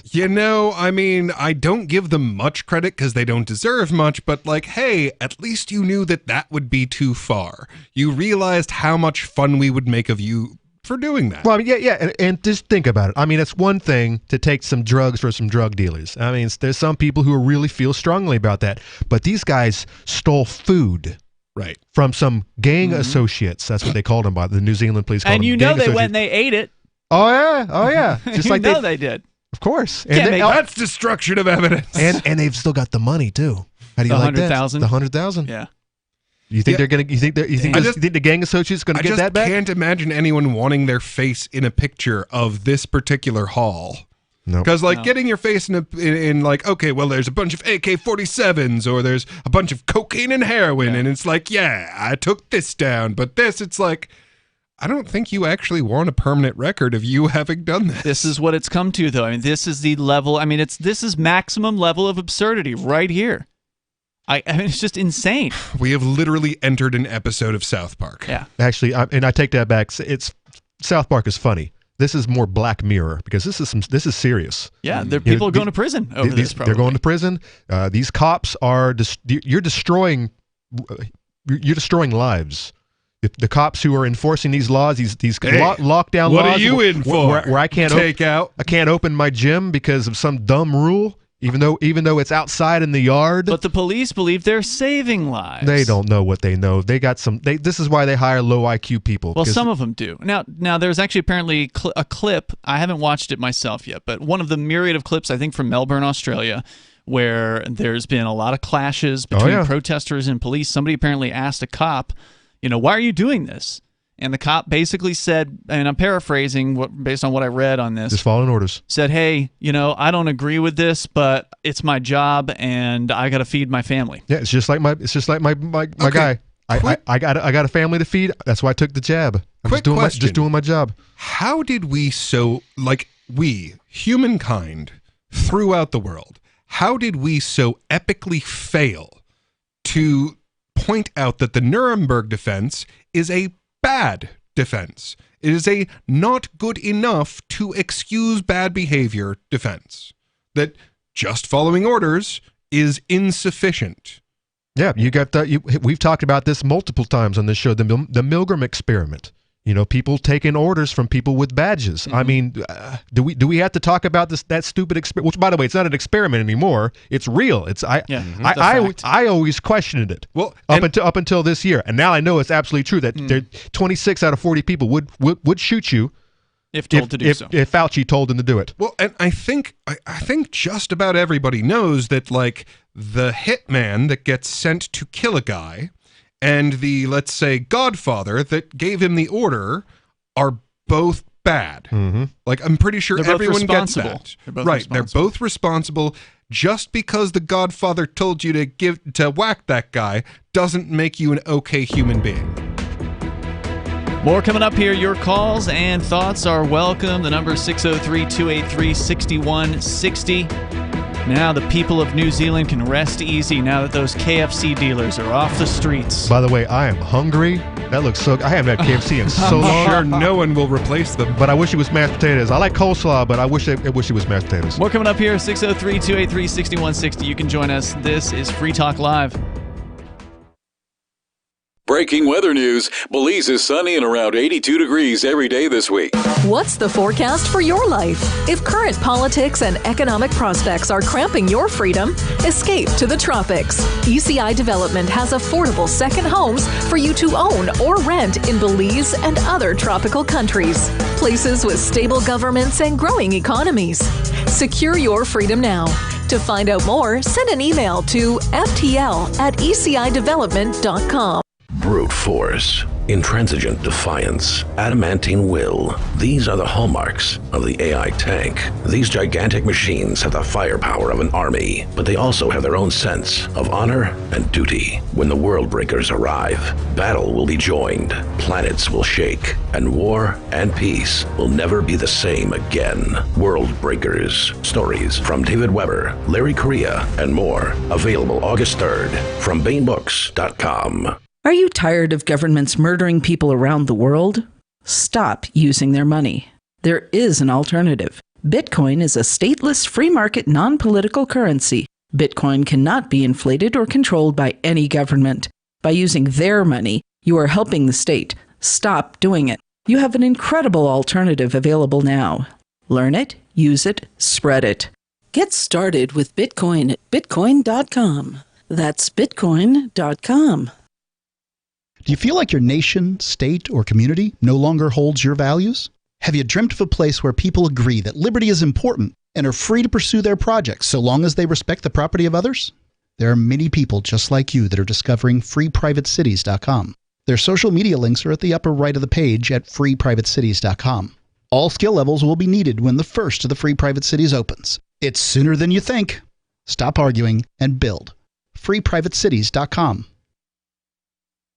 We have some good news. The indictments against Ross Ulbricht in the District of Maryland were dismissed with prejudice, meaning they can never be refiled. This is especially good because those indictments contain the only charge ever made that Ross engaged in murder for hire. This was a serious allegation that Ross Ulbricht denies. It was never prosecuted or ruled on by a jury, but was trumpeted by the federal government and the media as if it were proven fact. The Maryland court held these indictments for almost 5 years, poisoning Ross's case and leaving him under a cloud of unproven allegations.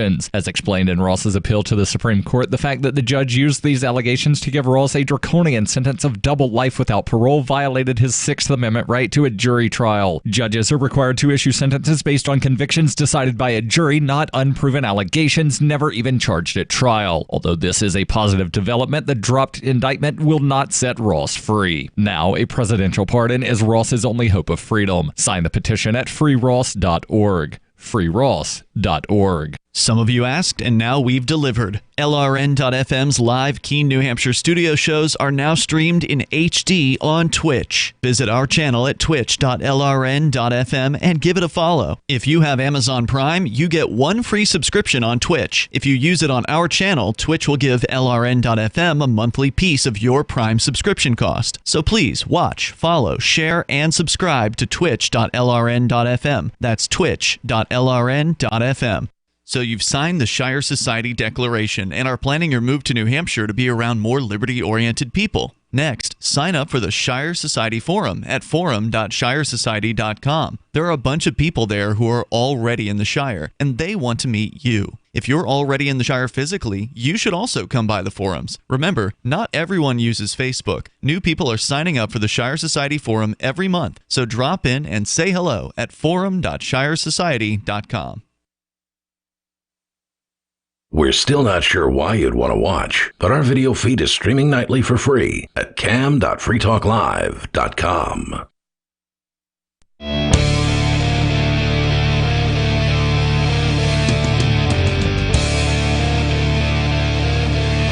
This is Free Talk Live. You can join us here if you want. The number is 603-283-6160. That's 603-283-6160. I want to say thanks to Richard Thompson, who is a Free Talk Live Gold amplifier, and Chris, who's a Platinum amplifier. Those guys are helping us out with the AMP program over at amp.freetalklive.com, and that is a way that you can help support what we do here. Get Free Talk Live heard on more radio stations around the country. We've got over 180 great stations that carry us at various different times throughout the week. We could have more than that. It is possible, but it does take some money. It does take some marketing, and the AMP program helps us do that. So you get some cool perks, too. Go to amp.freetalklive.com. That's amp.freetalklive.com to learn more and get signed up with credit card, PayPal, and debit card as well. That's amp.freetalklive.com. With you tonight, it's Ian. Bakeless Mountaineer. And Conan. Continuing in the category of the absurd, although it's hard to top the KFC story where police literally busted KFC dealers, delivery dealers that had gone to another state basically in New Zealand and to get the good stuff and picked up the KFC because Auckland is on a total lockdown and then smuggled it in. They got busted. They're facing 6 months in prison. And I wish I'd gotten a confession so I could find out exactly what went into those 1-ounce bags. Yeah, was it the coleslaw? Right. Was it the gravy? They hadn't gotten that far, I guess. They got them before they even made a single delivery, it looked like. Did they peel off the skin and put those into 1-ounce bags? Students die-in. Have you ever heard of a die-in before? D-Y-E? D-I-E. You've heard of a sit-in, right? Where people go, protesters go into like an office of a politician and is this where sit in. Is this where they go out in the street and just lay down? Yes. Yes. Oh, okay. I've seen these knuckleheads do it. I was thinking final scene of Life of Brian, Monty Python's Life of Brian. We are the Judean People's Front! Suicide Squad attack! Stab themselves in the chest. That showed them, huh? So a sit-in is where you go into like a politician's office and sit, and then eventually they call the cops and everybody gets, forcibly removed from that situation. A die-in is where people lay down and pretend to be dead for some sort of political statement. So what do you think that college students at Iowa City, the school is, let's see here, I don't know what it is offhand. Iowa City, the Pentacrest is wherever the hell this is happening. So that's like the specific location on, I believe, the campus. UI. My guess University is, of Iowa. My guess is they are dying for the planet. Because the planet itself is dying. It's being killed. Good guess. My guess is insufficient restrictions for COVID. You've read the story. No. No, that's exactly what it is. No. That only makes sense. I did go to college, and then I stopped. Yeah, around 50 people, quote, died, according to littlevillagemag.com, on the Pentacrest on Thursday to protest the University of Iowa's COVID-19 policies. The die-in protest was organized by the Campaign to Organize Graduate Students, the union that represents graduate student workers at the university. Protesters laid down on the Pentacrest sidewalk as COGS members drew chalk outlines of their bodies. Quote, COGS is here to demand better COVID policies across campus. Things like vaccine and mask mandates, as well as creating alternatives for teaching and learning online, other things that will save lives, prevent disease, said Caleb Klipowitz, a doctoral student in sociocultural anthropology. Parents, get your kids out of these institutes. Do not spend any money on this crap. Just get them a trade union. Trade school. Take them to trade school. I'm really glad I don't go to one of these, because I would have to walk up to one of these people and be like, do you believe that it's okay to punch a Nazi in the face? And you know what? I bet you all, was it 50 of them? Yeah. I bet you all 50 are vaccinated. So my question is, the hell are you worried about? You're vaccinated. Come on, man. And these people are no calling joke. for authoritarianism. And to my mind, like, okay, racism sucks, but authoritarianism is what made the racism scary. That's what it made it last so long. Right. It would have cleared up 100 years sooner if it wasn't for the authoritarians who were holding on. Right. Klipowitz led everyone in chants, chanting, "What do we want? Mask mandates! When do we want it? Now!" What do we want? When do we want it? Were there pictures of these guys? Were they masked up? Oh, yeah, of course. Of course they are. And if we don't get it, shut it down, he said. Protesters took turns at the megaphone sharing their experiences, both as instructors and students. Rob Asher, an MFA student in theater arts, spoke about the first day of class last week. Quote, "In the rhetoric department I come in, and there's not a single student wearing a mask. That ain't right.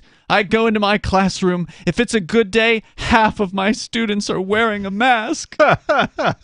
There's a football game this weekend. That's a super spreader and a half." Oh well, I laugh, but this makes me so sad. It's sick. I wonder if that football game is going to be another one of those where a chant of F Joe Biden breaks out. Have you heard about that? Oh yeah, all across the country. It's the new football chant meme, for sure. Wow. F Joe Biden. What do we want? F Joe Biden. According to the story here, the mayor of the city that I guess the University of Iowa is located in issued a mask mandate on August 19th for Iowa City in response to the surge in new COVID cases caused by the spread of the Delta variant in Iowa. The mandate, which is scheduled to be in place until September 30th, requires people to wear face masks when in indoor public settings. It specifically cited the University of Iowa academic buildings and business offices among locations where masks are required. In response to the city's mask mandate, the university said in a statement it would not change its policy of only encouraging but not requiring masks. Who's in charge of this university, and why are they so seemingly okay compared to most universities out there? Right. Maybe they have a similar type law mandate in place, like we have in New Hampshire, where public institutes aren't allowed to make their is it vaccines or is it just vaccines? Masks? I believe it's just vaccines. I could be wrong. So you can't mandate in New Hampshire. your students are be vaccinated, but. The University of Iowa strongly encourages the use of masks on campus, especially in all classroom settings and during in-person office hours, according to the statement. However, as a state agency, we are expected to comply with state law and the guidance of our governing body, the Board of Regents, State of Iowa. So it goes on, but the point about the story is the ridiculous behavior of these students who they're so afraid the university hasn't given them strong enough restrictions.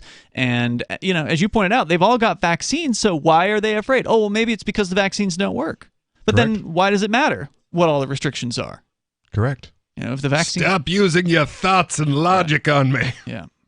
Well, ridiculous. And honestly, I think this is probably just one of those situations where it's a red state, and like most of the governance in the state is Republican, and they just don't have this particular form of madness. Oh, here's another quote from one of the, again, these are graduate students, so they're also like teaching as well. Quote, "As a student worker, I'm just appalled by the lack of care and leadership they've shown," said Glenn Houlihan, who teaches American Studies. Hooligan. He continued saying, "In every class I teach, there could be someone with COVID, and I don't know it. And that puts me at risk, my family at risk, that puts my loved ones at risk. I'm afraid of the invisible enemy." At risk of catching something that only kills like 0.02% or something of the people that actually catch it. True that. I've only taught one Friday so far, he says, and only one person out of 25 decided to wear a mask. More coming up. If you want to bring more liberty into your community, there's something you should see. Intercoin, the movement you might want to join. If you like Bitcoin, break through. It's true. It's truly something new. If you'd like to see real prosperity, start your own currency, boost the economy. Intercoin, the movement you might want to join. If you like Bitcoin, its impact's hard to overstate, results you can appreciate. If you're tired of relying on the state, want to make your own community great, homelessness and hunger to eliminate, let the wealth accumulate. Don't wait for the growth rate to accelerate. Go to intercoin.org and get the coins for yourself. From Feature Story News in San Francisco, I'm Ira Spitzer. China's Xi Jinping says his country will end support for building new coal-fired power plants abroad. U.S. climate envoy John Kerry welcomed the move.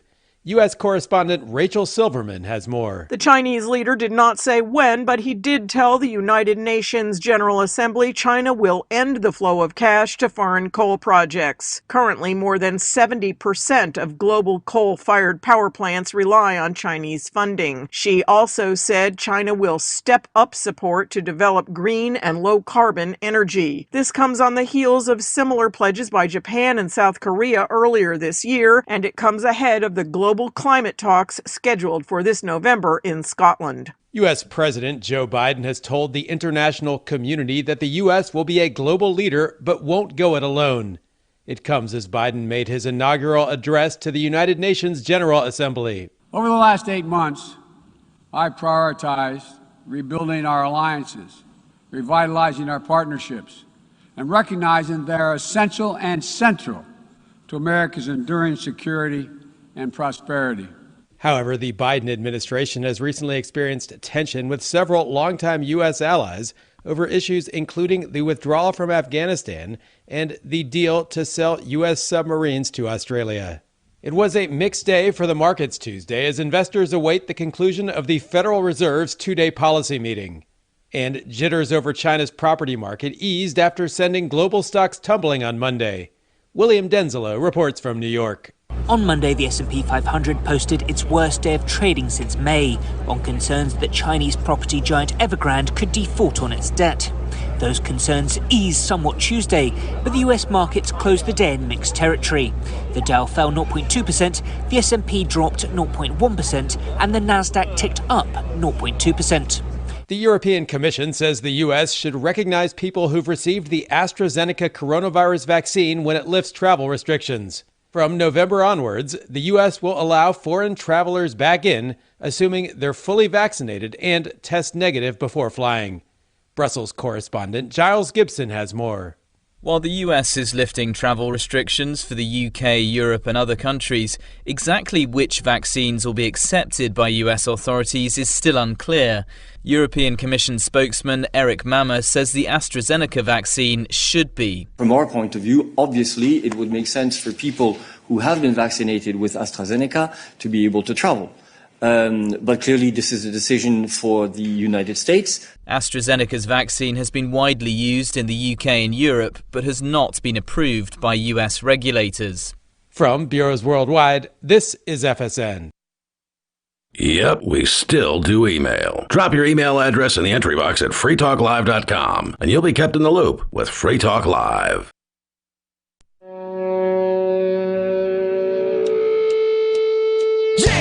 It is Free Talk Live. Open phones here if you want to join us. The number is 603-283-6160.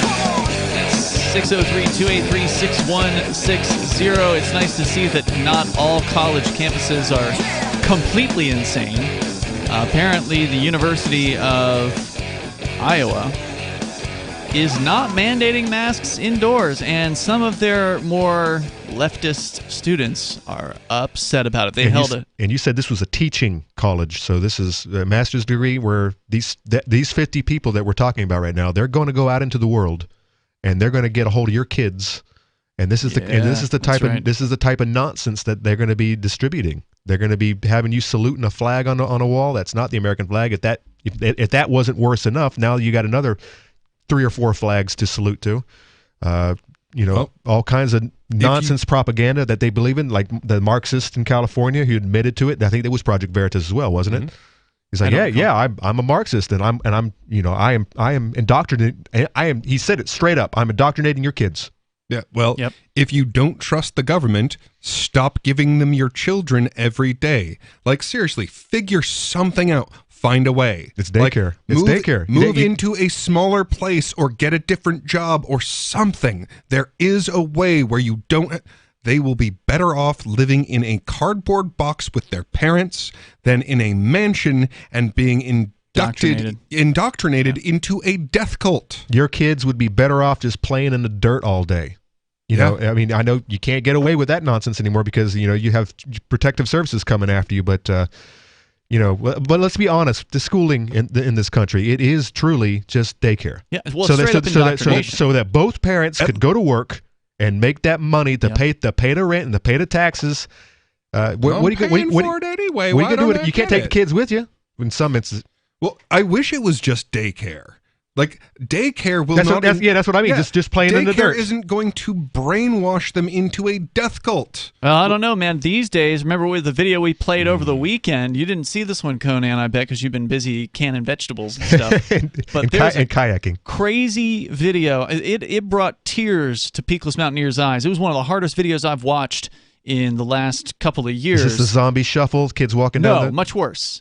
This is of a maybe 3-year-old boy or something like that, 2 years old, something. Too young to talk properly. Yeah, I mean, this little kid at a daycare having this daycare worker forcing a mask onto this child, and it's basically a minute and a half of this kid pulling the mask down and this woman forcing it back on them and them doing things like, "Yay, Mason, you're doing great. It's all about your safety." And they were recording it? Yeah, they recorded this child being abused. That's what I asked. Why on earth to set an example so they could show it later to the other kids? Like, this is how you do it, Johnny. You just watch Billy. This is how you do it. The best explanation I heard was like, well, maybe it was to send home to the mom to see how unruly your child is. Holy crap. Because the mom had this video. Have you ever tried to put like a cone, like when your dog gets has a problem with his face or something, or it chews the couch or whatever? Yeah. And you put the cone around their neck, and he doesn't want that damn thing on his neck because that's horrible. And he does the backwards walk where he's trying to get it off. But all these people, the people like at this college that want more and more restrictions, who are ultimately going to be the very same daycare workers and or teachers and or influencers that are shoving these ideas and masks down people's throats. Well, and here's the fundamental issue. Like, what we are using to connect with other human beings is these institutions. We are forming our relationships in our communities around things like colleges and schools when we should just get in touch with other human beings that actually share our perspectives and our beliefs. Absolutely. Well, you had to convince a lot of people to learn the guy right across the street from him. I don't even know all my neighbors' names, and I understand this, but I mean, most people, it's work. They maybe know their coworkers, and they go home and they get on, they watch that reality television. And to pay them bills. But it's go out in the street and actually have like a party with your neighbors or something? Right. Unheard of. Well, and I can tell you the few times that I've actually seen it done, it's amazing. Yeah. It's incredible. You find out. You find out your neighbors have something in common with you. He's like, I didn't. You were 3 houses down, and we're both doing the same. We had the same hobbies. Man, a block party / barbecue kind of thing has. I've seen a few of them that have been just some of the most amazing experiences, because you do contact people that you wouldn't have run into otherwise, and you realize how much you have in common with them. Exactly. But some of them might be like these people. Some of them might be the ones you can't talk politics and or religion around the table. Well, I'm betting they won't show up to a block party, especially a block party where people have no masks, human faces. I know, right? Well, this is why you hang certain flags on the side of your wall. Signaling. Because I've had an open flag on mine for two years now, and I still get a couple of people ask me what it means. An open flag? Uh-huh. Oh, okay. I'm like, it's a political statement. I have no idea what an open flag is. An open flag, like a store, like a store. Oh, those. So some people figured it out, but some are like, I don't understand. What are you selling? Right. Freedom. I want to open the country back up.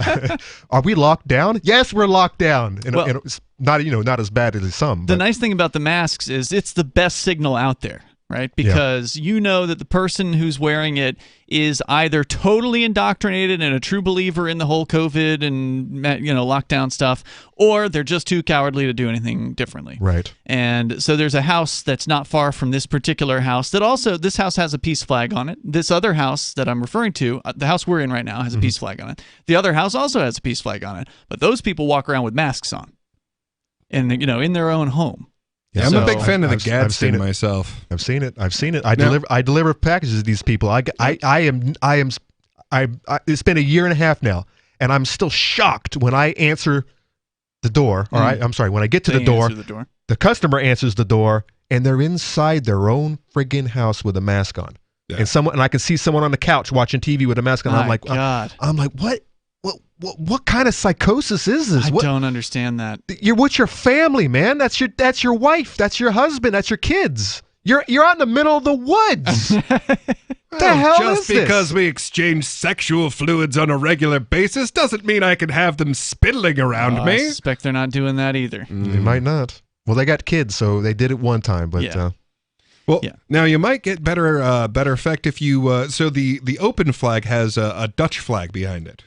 You might get, which, little known fact about America, there were just so many Dutch people that opened businesses that if you saw a Dutch flag, you knew it was an open business. Right. So that became the signal for it. And then, to make it more obvious, we put open on there. Isn't the open flag, it's white, blue, and red. Is that the Italian or the French colors? No, that's the Dutch.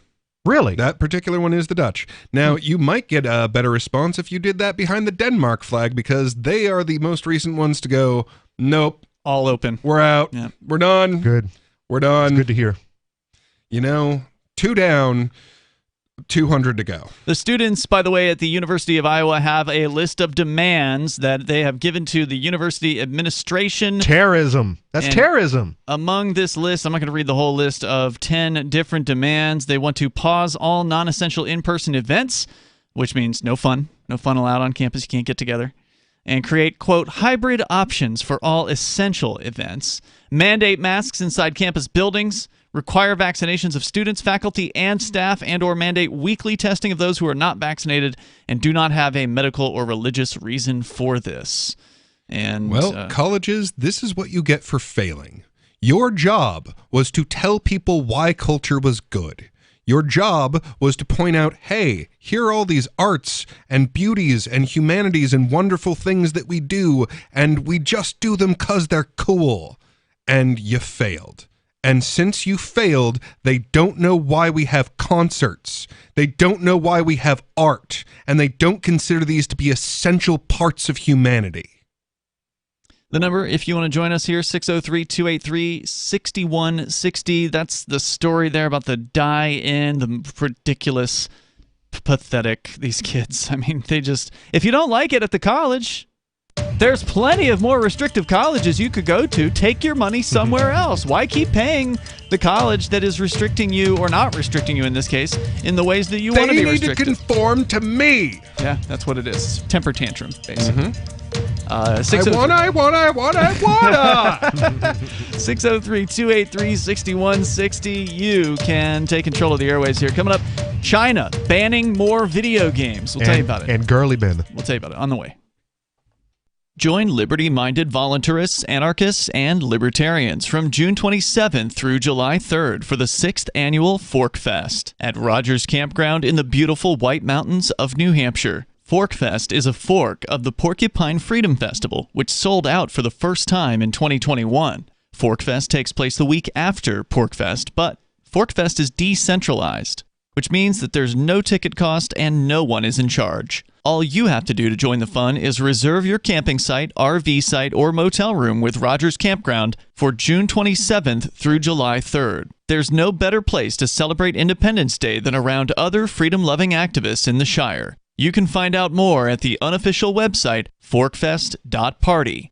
You can also connect with other attendees on the Forkfest Telegram and Matrix chat rooms, as well as the Forkfest Forum. You can find links to those at forkfest.party. We hope to see you there. Forkfest.party. The new 4th edition of Healing Our World, The Compassion of Libertarianism, will take your understanding of liberty to a deeper level and has over 1,300 updated references, new cartoons, and a foreword by Dr. Ron Paul. With discounts for multiple book purchases, the 4th edition of Healing Our World is a great gift for the liberals, pragmatists, environmentalists, and Christians in your life who think libertarianism is cold-hearted. Get yours today at healing.freetalklive.com and use promo code FTL for a $5 discount. If you want to know the latest about Free Talk Live before we go on the air, all you need to decide is how you want it delivered. It's your choice. Visit news.freetalklive.com to receive our usually weekly news updates by email. Plus, we have a Twitter account at twitter.freetalklive.com, and you can follow us on the decentralized Mastodon platform at toot.freetalklive.com. So please follow us at toot.freetalklive.com and sign up for our emails at news.freetalklive.com. A congressman recently revealed that legislation totaling 2,900 pages and involving more than $1 trillion was available to members of Congress for less than 48 hours to study and consider. That's over 60 pages of legislation per hour. Do you think anyone read the entire bill? I'm Jim Babka with DownsizeDC.org. Consider a proposal buried in a 3,200-page, $388 billion bill, which would have empowered committee chairmen or their agents to examine Americans' tax returns. When this horrible provision came to light, no one claimed to know how it got into the bill. One congressman questioned said, "I didn't write it, I didn't approve it, I wasn't even consulted." If your attorney represented you this way, he might be disbarred. But this is how Congress represents you every day. That's why DownsizeDC.org has created the Read the Bills Act. You can force Congress to read their bills before they pass them at DownsizeDC.org. The LRN.FM social media channels have been revamped. We've eliminated Facebook and focused on other platforms like Twitter and Mastodon, the decentralized alternative to Twitter. On our accounts, you'll find posts from multiple LRN.FM show hosts together in one place. Follow us on Twitter at twitter.lrn.fm, or better yet, move to the decentralized Mastodon social media platform at toot.lrn.fm, toot.lrn.fm. I think you'll like it. Are you tired of your taxes funding endless occupations around the world? Antiwar.com is run by people who understand that wars abroad become wars at home, wars on our freedoms. Antiwar.com is dedicated to bringing you the latest in news, views, interviews, and reviews from the top movers and shakers in the anti-occupation movement. Antiwar.com has it all, from thorough foreign policy analysis to interviews with whistleblowers who used to run the military-industrial complex. Anti-war, pro-free market. That's antiwar.com. Got Telegram? You can follow our channel there and discuss show prep with other listeners at telegram.freetalklive.com.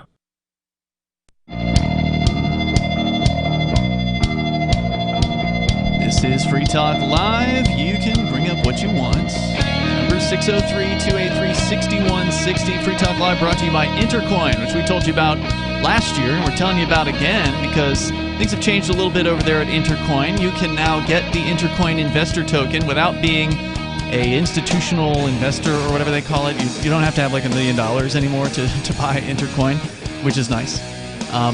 If you have a business or an organization and you want to launch your own currency or raise money using your own token, intercoin.org can help you with that. You can go to intercoin.org and enter your email, and the team will get in touch and learn about your needs.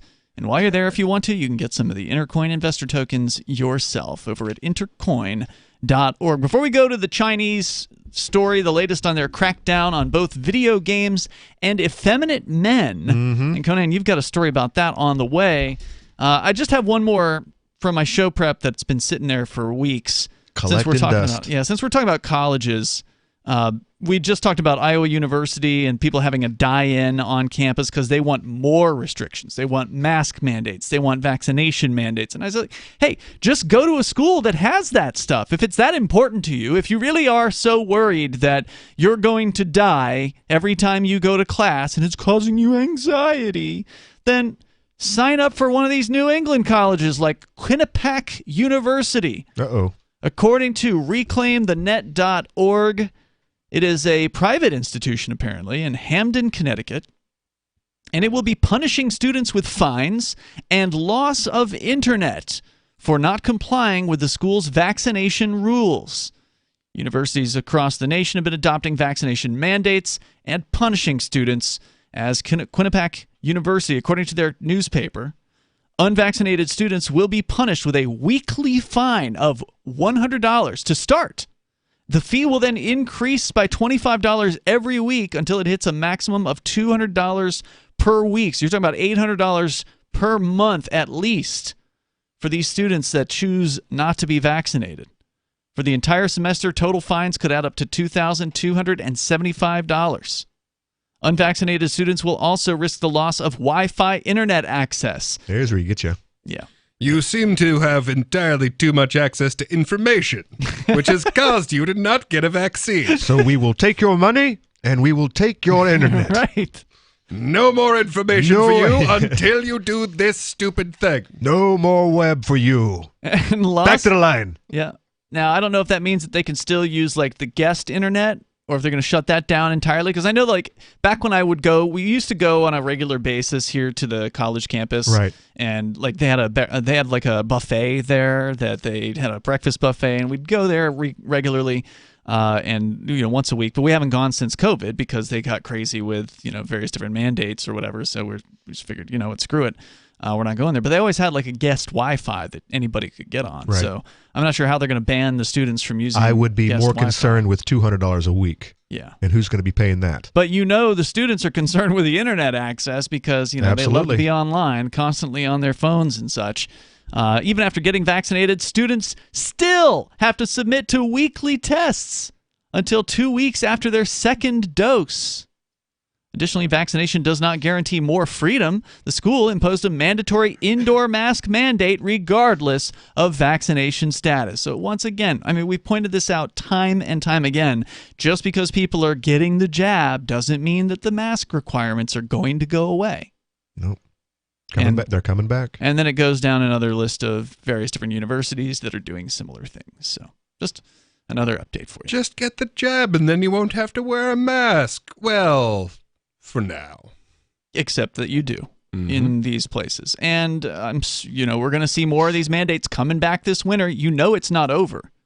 They're bringing this stuff back. Oh, yeah, but thankfully, there has been some backlash from the people who were all on board and they were taking a jab for the team. I'm talking about you, Bill Maher, who's come right out and says, you know what? I did this. You said that we would be free whenever I did this, and now you're talking about a booster. I'm not taking a third shot. Really? Bill Maher? I'm not doing it. I'm not taking it. Now, we'll see if he can hold to his guns. But, he said on his show a couple weeks back, he's like, I'm not doing it. And there are a lot of people in there who are in the same position. That's amazing.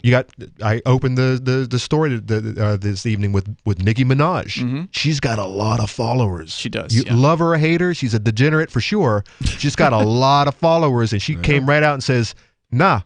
I'm not taking it. I'll wait, and you can't tell me what to do. Yeah, getting some help from some odd quarters on this one. Rose McGowan backed her up, and she is like starting to come out about like, no, here's how the system actually works. I went through it. Here's what they do. Right. What system? Hollywood, yeah. Right. Wasn't she one of the whistleblowers of Weinstein? Of Robbie Weinstein, and probably some other dudes as well. Turns out she's consistent about not wanting to be jabbed, huh? Yep, she's been backing up Nicki Minaj and is just like one little piece after another. Like, here's a little part of how they work. Here's a little part of how they work. And she has been through the entire system and thrown away at this point. Yep. So. And as I always mention, we also have guns, unlike Australia. Mm-hmm. So this might work. This might the hell that I've been talking about might go to New York, might go to San Francisco. Mm-hmm. Highly unlikely it's going to be all that serious here in New Hampshire. Very, very unlikely it's going to be, going to town in Texas. Maybe Austin, but not the rest of Texas. They're not having any of this. I think they're going to try. They're going to try. I think that this winter, I don't think there's going to stick. be a massive oh my God, so many people have the Delta variant or the Mu variant. Oh, by then we'll be to the Omega variant.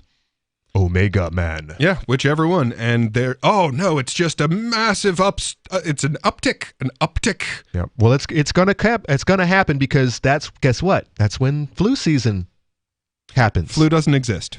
Flu is a conspiracy theory. There were about, 200 cases last year. So there was a couple of cases down from 40,000 or something. Yeah, it kind of disappeared, didn't it? Only conspiracy theorists believe in the flu. Dave Mustaine, by the way, from Megadeth, has come out against the COVID tyranny. Okay, good. So we are seeing, some people are finally coming out. Eric Clapton. Clapton's been out for a while. He actually got the shots. Yes, and he regretted it. Absolutely. He couldn't. Yeah. I don't know if he can play guitar anymore. He's worried that he won't be able to, last I read. But so there are people who of influence who have come right out and says, you guys need to think about this. You need to really seriously think about it and stop taking advice from a snake oil salesman like Fauci, because he's in it for the money. He's got patents on all this. It's good to see at least some people are not considering their career and remaining silent while we sink into the worst tyranny mankind's ever seen. Yeah. And Dave Mustaine called it out at a recent concert in Camden, New Jersey. According to Rolling Stone, he stopped toward the end of the concert before their last song and said, I just want to tell you how great it is. Look around, you guys. Look to your right, look to your left, and look how wonderful this is. We're all here together. We're not in effing bags. We're not freaking out, and we're not yelling at people. Wear your effing mask, he told the crowd, and continued saying, listen, it starts with this kind of a sensation that we build right now. We feel together. We feel like strength in numbers. We feel like we're invincible. People will not be able to stop us. He said further, this thing going on right now is tyranny. This is called tyranny. Look it up when you get home.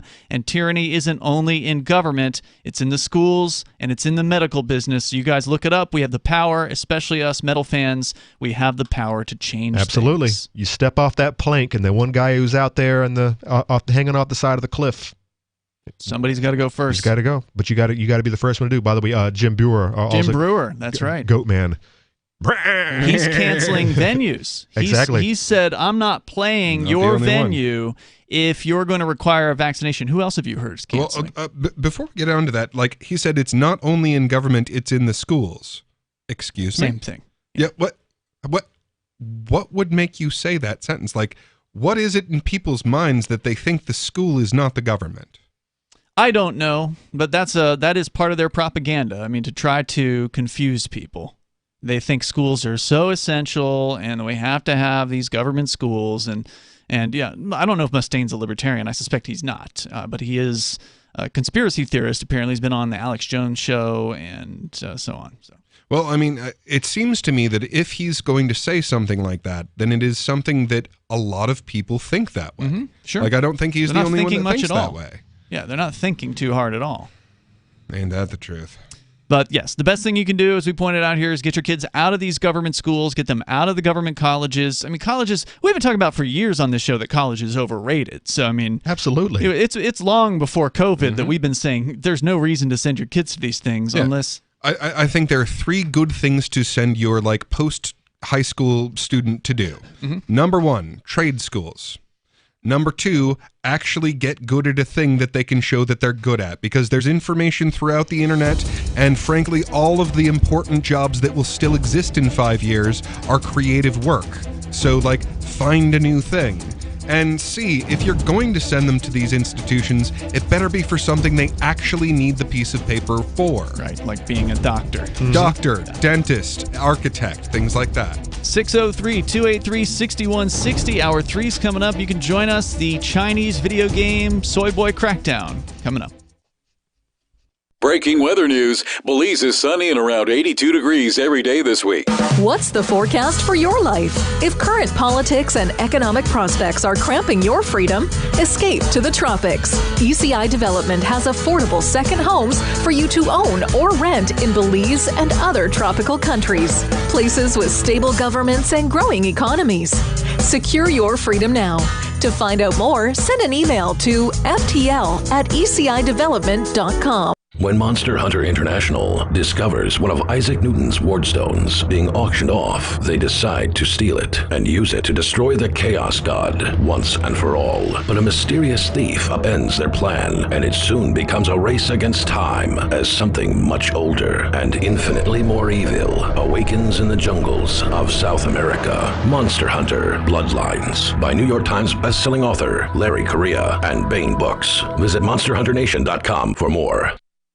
I'm a little obsessed with My Magic Mud. Several years ago, I met Jessica Armand, the founder and CEO of My Magic Mud, and I didn't even know my teeth were coffee stained. A week's worth of use convinced me, and now I use it every 3 or 4 days. It's clinically proven to whiten teeth, and I think it cleans better, too. My Magic Mud's available at most local health food stores, Sprouts, Natural Grocers, CVS, Walmart's Natural Beauty Aisle, but I can get it for you for 20% off with coupon code FTL20 at mymagicmud.com. FTL20 mymagicmud.com. There are lots of ways to listen to Free Talk Live. Our podcast has been around since podcasts began, and now the FTL feed is loaded with content besides our full show archives. Did you know that we make it easy for you to customize your podcast subscriptions? We have different feeds, one that includes only our full shows, one with just the Daily Digest, and our main feed that includes everything. You decide what you listen to. It's quick and easy to customize your feeds at feeds.freetalklive.com. That's feeds.freetalklive.com. You're listening to the live edition of Free Talk Live. Hour number 3 is next after the news here on the Liberty Radio Network at LRN.FM. From Feature Story News in San Francisco, I'm Ira Spitzer. China's Xi Jinping says his country will end support for building new coal-fired power plants abroad. U.S. climate envoy John Kerry welcomed the move.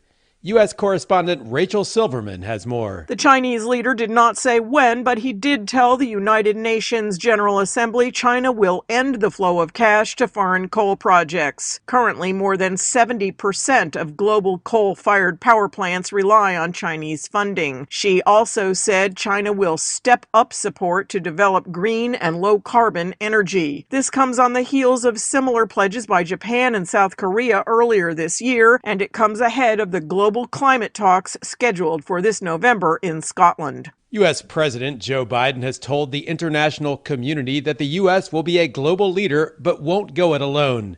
It comes as Biden made his inaugural address to the United Nations General Assembly. Over the last 8 months, I prioritized rebuilding our alliances, revitalizing our partnerships, and recognizing they're essential and central to America's enduring security and prosperity. However, the Biden administration has recently experienced tension with several longtime U.S. allies over issues including the withdrawal from Afghanistan and the deal to sell U.S. submarines to Australia. It was a mixed day for the markets Tuesday as investors await the conclusion of the Federal Reserve's 2-day policy meeting. And jitters over China's property market eased after sending global stocks tumbling on Monday. William Denzelo reports from New York.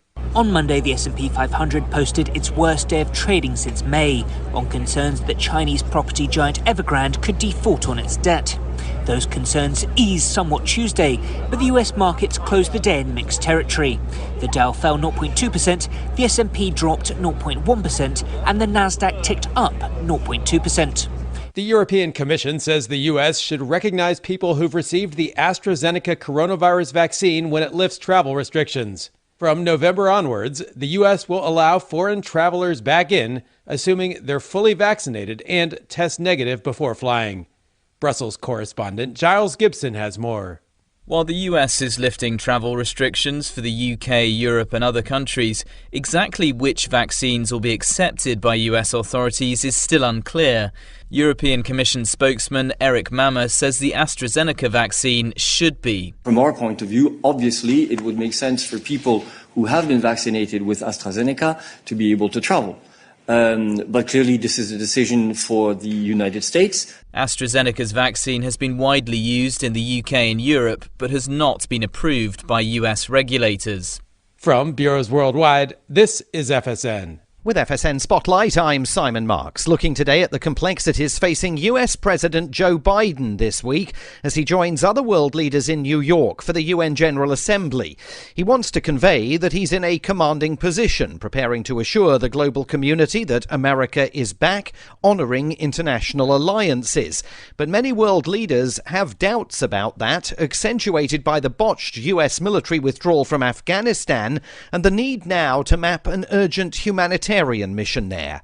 Stuart Patrick is a fellow in global governance at the New York-based Council on Foreign Relations. This is a really tricky topic for the president, and I think that particularly close European allies, I think many of them were quite taken aback by the speed and lack of coordination that the United States demonstrated. And, it was a shambolic departure. This was not the administration's finest hour, the U.S.'s finest hour. But at the same time, the United States obviously has an interest, both a humanitarian interest in making sure that people don't starve to death in Afghanistan. And frankly, it appears that, 1 million children, for instance, are at risk of doing so. There needs to be some effort to try to bring at least some emergency relief to a country that's really in economic freefall. President Biden also wants to persuade his fellow world leaders that the US is committed to serving as the world's arsenal for COVID-19 vaccines, and is also preparing to lead the way on climate change at the COP26 summit in Glasgow later this year. With FSN Spotlight, I'm Simon Marks. The main news again. Chinese leader Xi Jinping says his country will end support for building new coal-fired power plants abroad. In his inaugural address to the United Nations General Assembly, U.S. President Joe Biden tells the international community that the U.S. will be a global leader but won't go it alone. And a mixed day for markets Tuesday as investors await the conclusion of the Federal Reserve's two-day policy meeting. That is the latest feature story news. Ira Spitzer reports. This is the Onion Week in Review. A report by Stanford University researchers released Thursday found that Americans spend 90% of their waking hours staring at glowing rectangles. Researchers identified more than 30 varieties of iridescent rectangles, ranging from personal and work rectangles to rectangles that heat food and those that can fit right in one's pocket. From the moment Americans wake up, they are captivated by these bright, pulsing rectangles. In fact, if you look at the data, it's hard to find a single minute when the public isn't captivated by these,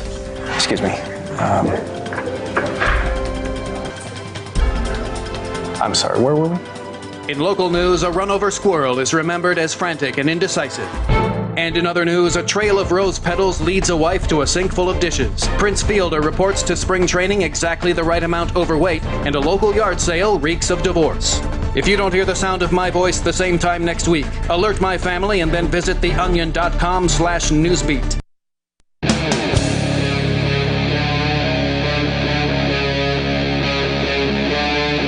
Free Talk Live. It's Free Talk Live. We're kicking off the third hour of the program here, and you, as always, are invited to join us. The number is 603-283-6160. That's 603-283-6160. We've been talking about some ridiculous COVID crackdown-related stories here, but that's not all there is in the news. Conan, you brought up during one of the breaks the Chinese government is cracking down even further on video gaming, and specifically girly men as well. They, the powers that be, the Chinese authoritarians, and there's a lot of them, feel that they would like to basically rejuvenate their country and I don't know, man it up a bit. And the girly men, the effeminates, especially these influencers, a lot of these pop stars, some of the older, the Xi Jinping types feel that they're mislabeling the country. So anyways, this from, where is this from? Newser.com. China's government banned effeminate men on TV and told broadcasters Thursday to promote revolutionary culture. What? Broadening a campaign to tighten control over businesses and society and enforce official morality, per the Associated Press. Hold on, they're doing what with revolutionary culture? They are promoting it. They're broadening a campaign to tighten control over business and society. They're bringing back socialism. And enforce official morality. And girly men are bringing it all down. That seems backward to me. What do you mean? I mean... Well, it's not progressive. If I were an authoritarian a-hole, I would definitely not promote rebellion in my media. They're not promoting rebellion. Then what did I mishear here? They are trying to, and in the opinion of President Xi, he thinks they are immoral, girly men, and people who don't work, and people who play too many video games, and people who are. I just want to focus on the wait. So you're promoting the rebellious type? No. Well, I mean, what did I mishear here? He's promoting a strong male figure. That doesn't mean rebellious. That just means not girly. Well, no, I thought I specifically heard something along the lines of a rebellious type there that you were saying. No. I think that the people who are going against the grain, for sure, which are these pop stars, they're different.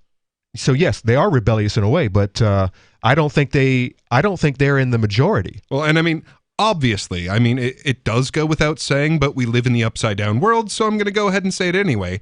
Obviously, it is a terrible, awful, horrible, bad idea for any government anywhere to either promote or ban any form of freedom, gender, expression, anything. Well, even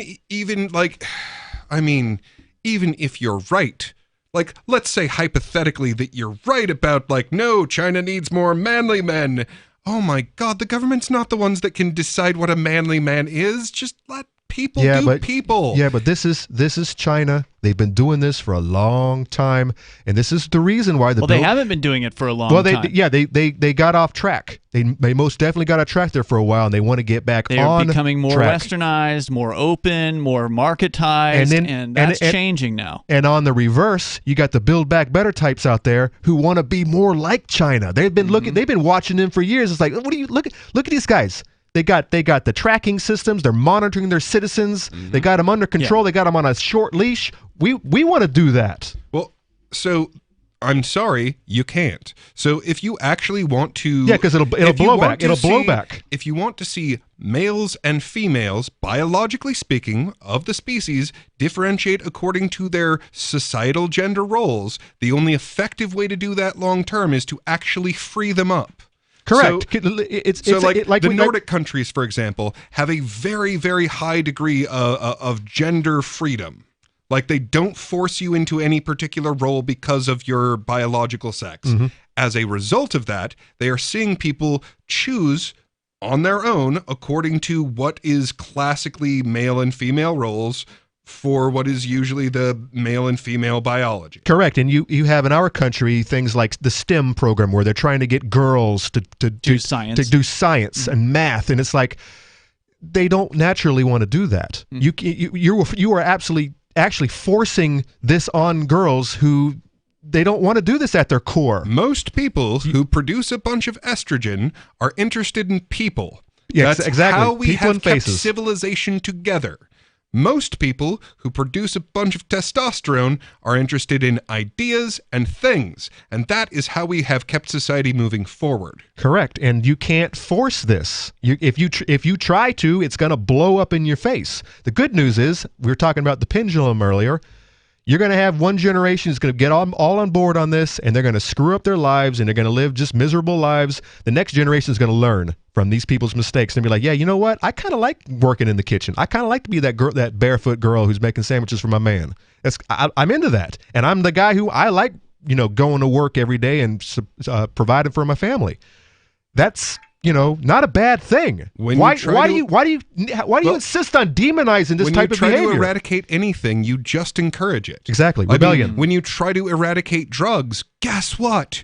You incentivize the creation of entire networks to make sure that we can still get drugs. Absolutely. Well, I mean, they're not outlawing girly men at this point, although that may come. They may have re-education camps eventually. This could be the beginning of something really scary. And with China, that is not a far drop. Yeah, it's not hard to believe that they would do that at all. But you can see where they are coming from in that they probably believe that by putting these people on television, like let's say K-pop, for instance. I'm pretty sure they've got Chinese pop groups as well. I don't know 100%, but that's kind of a thing over in Asia. There's J-pop, there's K-pop, so there must be Chinese pop groups, right? So a lot of these guys, they all look like gay boys. There's no like roughneck K-pop groups. Wait, what about baby metal? Aren't they pretty rough looking? Those are girls. No, the actual musicians. Oh, the musicians, they're all masked, so it's hard to really know. Slipknot style? Yeah. So there you go. They probably do like girly boys, but they're rough. They're rough music, so we gotta go all total Slipknot on this thing. They can shred, so that's all good. But I think this is a direct outgrowth of the new socialist man, quote unquote. That like you tried to make people cookie cutter, and by making people cookie cutter, you took away their individuality. And part of individuality is figuring out how masculine or feminine you're going to be. Masculine and or feminine. Because you might be like, a real brute that also raises kids. So whatever. But now you're not going to be seeing that on Chinese television. You're not going to be seeing national television, which I guess... Do they have local television? That was my next question. Is there private television there? I doubt it. President Xi has called for a national rejuvenation with tighter Communist Party controls of business, education, culture, and religion. Yeah, I've actually got a detailed story on that specifically from the Wall Street Journal talking about how this guy is making a very specific pivot back towards more socialism, more communism, openly. Companies and the public are under increasing pressure to align with the government's vision of a more powerful China. Now broadcasters must resolutely put an end to sissy men and other abnormal aesthetics, the National Radio and TV Administration said, using an insulting slang term for effeminate men. I'm not even going to say it because I don't know if it's a slur or not, or literally girly guns. Wow. Girly guns. That reflects official concern that Chinese pop stars, influenced by the sleek, fashionable look of some South Korean and Japanese singers and actors, are failing to encourage China's young men to be masculine enough. Broadcasters should avoid promoting vulgar internet celebrities and admiration of wealth and celebrity. I support that right there. If you're a girly man, quote unquote, in China right now, you should plan to get out because they are turning against people who don't meet their ideal specifications. Right.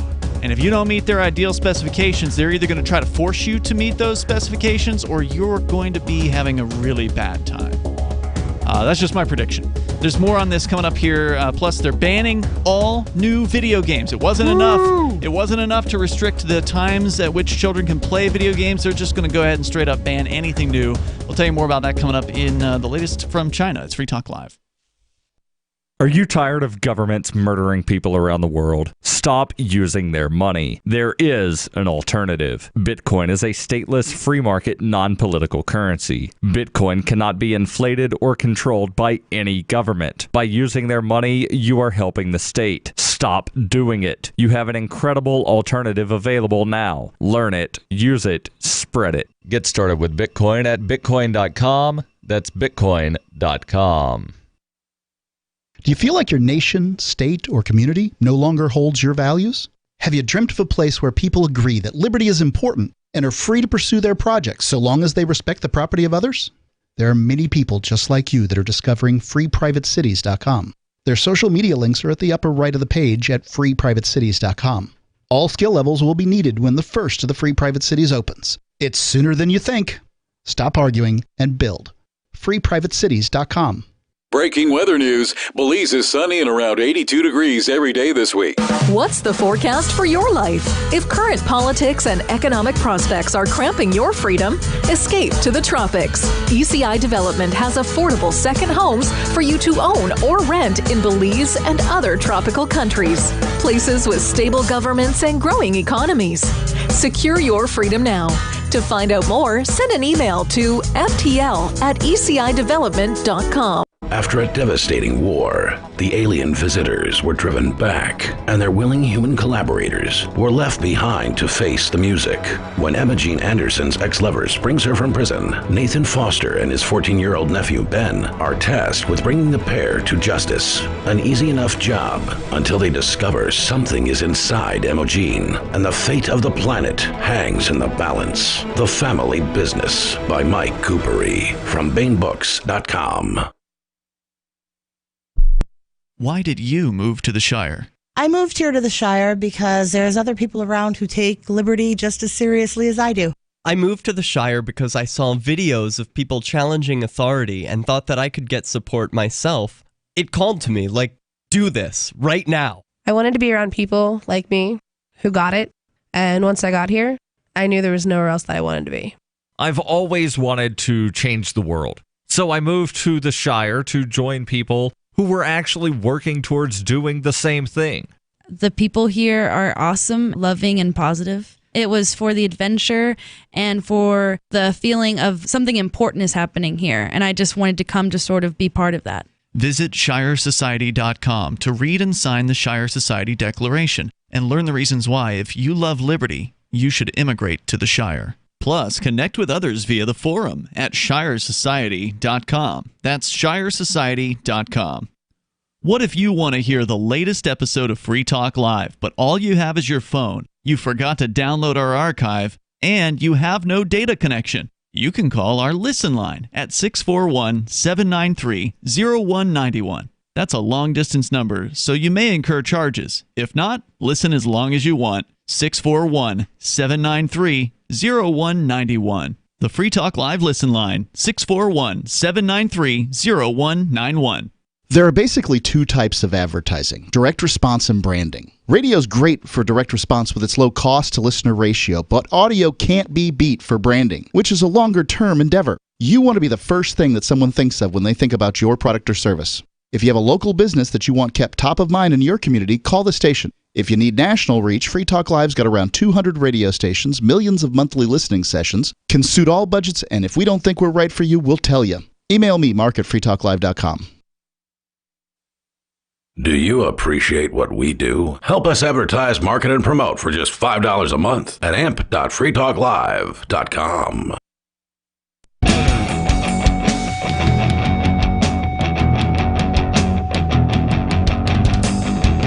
It's Free Talk Live. Open phones here if you want to join us. Talking about the latest out of China, at least the latest that has reached our show. I'm sure there's other news, though.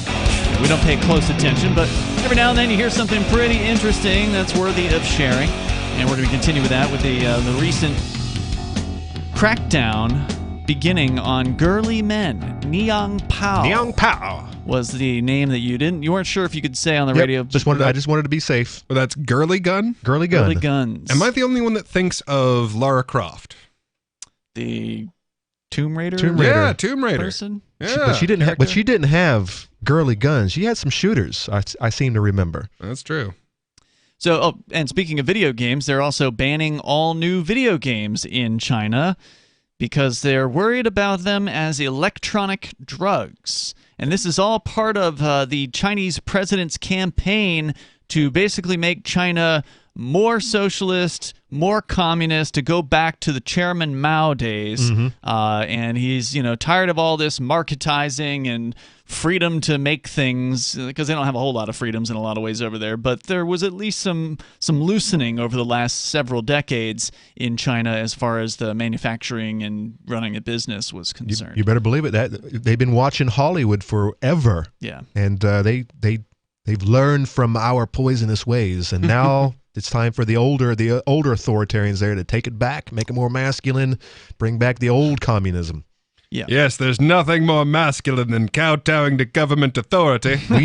We need more memes of our young soldiers out there in the river wrestling, riding on the backs of bears. Have you seen the Putin meme where he's riding on the bear? Maybe. It's wonderful. I love it. I mean, we hear so many bad things about Russia. And I see a bad place. I see some rough people. I see some tough, rough people when I walk down the streets here in the States, and I see all our soy boys, which is a lot of them these days. It's refreshing to see other countries doing things differently that look like they could take any of our young boys in a fight any day. So here's my full thought on this. Step one, this is going to fail because it's a government program. But this is China. Two, they don't have guns. Hold on. China runs the media. The citizens love this stuff. Well, here's what I'm saying. Government programs do the exact opposite of what they say they're going to do. Generally, that's true. Like when they put out a poverty program, then they are ensuring that poverty continues. Well, they are going to successfully ban the girly men from media, but it's only going to ban it from state media. There's still going to be people distributing it on flash drives, sending internet files to one another, just like in North Korea. They're going to be smuggling, just like they were smuggling jeans into Russia. Yeah. They smuggle flash drives into North Korea. And they put it where the sun don't shine, and they run it across the border, and then they give it to people, and they copy it around, and the people in North Korea get to watch South Korean K-pop and things like that. So if the Chinese government's going to outlaw K-pop or C-pop or whatever, Chinese pop, speakeasy K-pop, it's going to go underground. Pop music will become an underground sensation in China, and then you're going to start seeing crackdowns on venues and all of that. Yeah. And hypothetically, just, if we lived in a universe where any government program ever actually did what it said it was going to do, okay, you are seeding your own destruction because males are less agreeable than females. Like that, the evidence on that is absolutely rock solid. Mm-hmm. There is a trait called agreeableness that, on the whole, not any given individual, mind you, there are definitely less agreeable females and more agreeable males. Sure. But as an average, and the average, see, that's the thing about an average. Like when you see the real outliers, that's where things are very strange. So like the most agreeable human being on earth is definitely a female.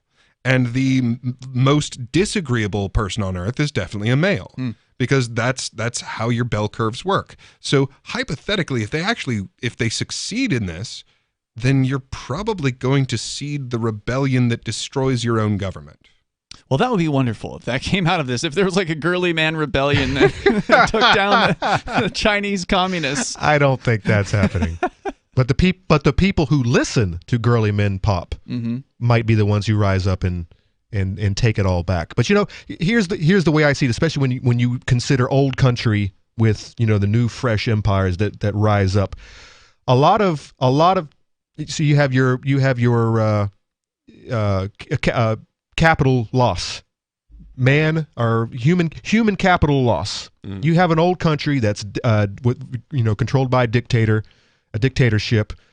And there's no way in hell free people, the rebels, as you said, are going to stay in that country. They're going to leave, and they're going to go where they can find freedom. In a lot of cases, it's right here in this country. A lot of countries. It's not just China. It's not Japan. It's not just England. A lot of the rebels, a lot of the free spirits escaped those countries, came here, and then we were the bad news bears for so long, for so many years. Not anymore. Not anymore. So where do we go now? Well, compared to what? So now you have these old countries, and you have a specific DNA set of people that go along to get along, of people who like this system. A lot of the Chinese like communism. They like it. They're into it. They like to have an authoritarian figure telling everyone what to do. Because that's their security. That's my their heart system. goes out to the individualist Chinese people because I'm sure they're out there. They are, but they are so severely outnumbered because as a culture they are a collectivist culture. Well, and so is this one, right? And we complain about it every night. Compared to what? Compared to what? I mean, I wish there was one that was more individualistic than this one. I mean, maybe the Danes, maybe the Swedes, but honestly, like, if you really look into it, God, the Swedes are more socialist than we could ever be. I mean, but they're a small population, and a lot of them are the same color, and that tends to, when you have any kind of commune, if you have a lot of people who are of the same mindset, they do the same things, it will work longer. It'll take longer to collapse. In this country, because they lack the diversity that America possesses. Correct, but our diversity can also be a failure of having everyone work on the same page, on the same sheet of music. We're gonna be fighting each other on more things, on more grounds, and so that's why I so support secession. This country's too damn big. You know, the things in Florida. The policies in Florida are different than the policies in California and here in New Hampshire. It doesn't make any sense that we're living under one stupid set of rules when we don't operate the same way. We'd have different economies, different types of people, whether they be different types of people in every economy. So I mean, why do we? Well, and that is why do we insist on having such a huge country? It doesn't make sense. And that's one of the great difficulties of saying, like, are we a collectivist or individualist culture? Because New York, absolutely collectivist. New Hampshire, not so much. South Dakota, not so much. Well, New Hampshire always has had this kind of leave me aloneist attitude, and that's why I think one of the reasons why it should be the destination. It was picked, correct? Yeah, it should be the destination for people that want that, for people that, hey, look, that have the viewpoint of, hey, I don't care what you do with your genitals, I don't care what if you pierce your ears, I don't care if you're black or if you're white or if you're male, or female, or what you believe. As far as God is concerned, as long as you're going to leave me to what I want to do. Absolutely. And that's been the attitude of like the native Granite Staters for a very, very long time. And those are the kinds of people that we need to move here to shore up this particular community. 603-283-6160, and then we could be a beacon to the world that freedom actually works. And maybe some of those Chinese dissidents will get over here where they belong. More coming up. Free Talk Live. Carl Watner, longtime proponent of a voluntary society, died last December. You may have seen his articles published on his website, voluntarist.com, in his newsletter, The Voluntarist, the Mises Institute, or elsewhere over the last 40 years. His newest book, I Must Speak Out, Volume 2, The Best of the Voluntarist, is now available via Liberty Under Attack Publications. This 430-page second volume spans the years of 2000 through 2020 and includes articles by Carl Watner, Hans Hermann Hoppe, Carl Hess, Benjamin Tucker, George H. Smith, Lysander Spooner, Pete Eyre, Joyce Brand, and many others. I Must Speak Out is for the newly initiated, the veteran voluntarist, or anywhere in between. Buy the book now at libertyunderattack.com/voluntarist. For more great content on building a voluntary society and for Carl's extensive archives, check out voluntarist.com. From Feature Story News in San Francisco, I'm Ira Spitzer. China's Xi Jinping says his country will end support for building new coal-fired power plants abroad. U.S. climate envoy John Kerry welcomed the move.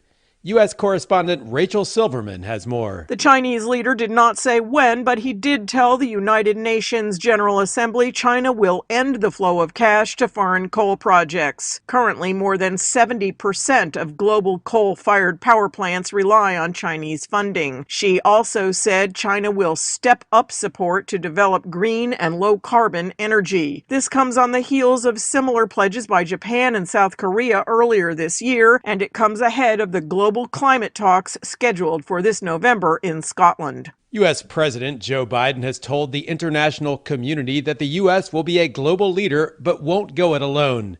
It comes as Biden made his inaugural address to the United Nations General Assembly. Over the last 8 months, I prioritized rebuilding our alliances, revitalizing our partnerships, and recognizing they are essential and central to America's enduring security and prosperity. However, the Biden administration has recently experienced tension with several longtime U.S. allies over issues including the withdrawal from Afghanistan and the deal to sell U.S. submarines to Australia. It was a mixed day for the markets Tuesday as investors await the conclusion of the Federal Reserve's two-day policy meeting. And jitters over China's property market eased after sending global stocks tumbling on Monday. William Denzelo reports from New York. On Monday, the S&P 500 posted its worst day of trading since May, on concerns that Chinese property giant Evergrande could default on its debt. Those concerns eased somewhat Tuesday, but the US markets closed the day in mixed territory. The Dow fell 0.2%, the S&P dropped 0.1%, and the Nasdaq ticked up 0.2%. The European Commission says the U.S. should recognize people who've received the AstraZeneca coronavirus vaccine when it lifts travel restrictions. From November onwards, the U.S. will allow foreign travelers back in, assuming they're fully vaccinated and test negative before flying. Brussels correspondent Giles Gibson has more. While the US is lifting travel restrictions for the UK, Europe and other countries, exactly which vaccines will be accepted by US authorities is still unclear. European Commission spokesman Eric Mammer says the AstraZeneca vaccine should be. From our point of view, obviously, it would make sense for people who have been vaccinated with AstraZeneca to be able to travel. But clearly this is a decision for the United States. AstraZeneca's vaccine has been widely used in the UK and Europe, but has not been approved by US regulators. From Bureaus Worldwide, this is FSN. Our Matrix server is about as free as internet chat can be. Join the existing rooms or create your own at chat.freetalklive.com.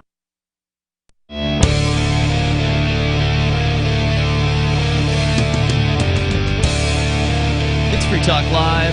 You may bring up what you want right here. The number is 603-283-6160. Also want to say thanks to Jay, who's a Free Talk Live Silver Amplifier.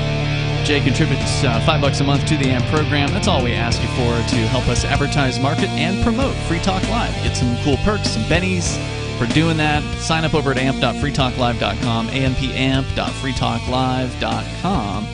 In the studio with you tonight, it's Ian. Beakless Mountaineer. And Conan. Giving you some updates from China where things are changing. The president there, Xi Jinping, is very interested in getting back to the communist China. Now, they've always been old school communists. Yeah, they've always been communist in our lifetimes, but the more recent, there was a few decades ago, there was some reforms, and he wants to undo that stuff. We'll tell you about that. It's communist with Chinese attributes. It's kind of like, it's not socialism, it's democratic socialism. And we were talking during the break, he wants to promote a revolutionary culture, just like the good old days, just like when Cuba was doing in its heyday with Che and whatnot. Yeah, and that's what confused you, Peakless, was you thought that meant revolutionary culture. Revolution sounds good. You thought that meant rebellious or whatever, but no, that's the communist talking point of we are the revolution.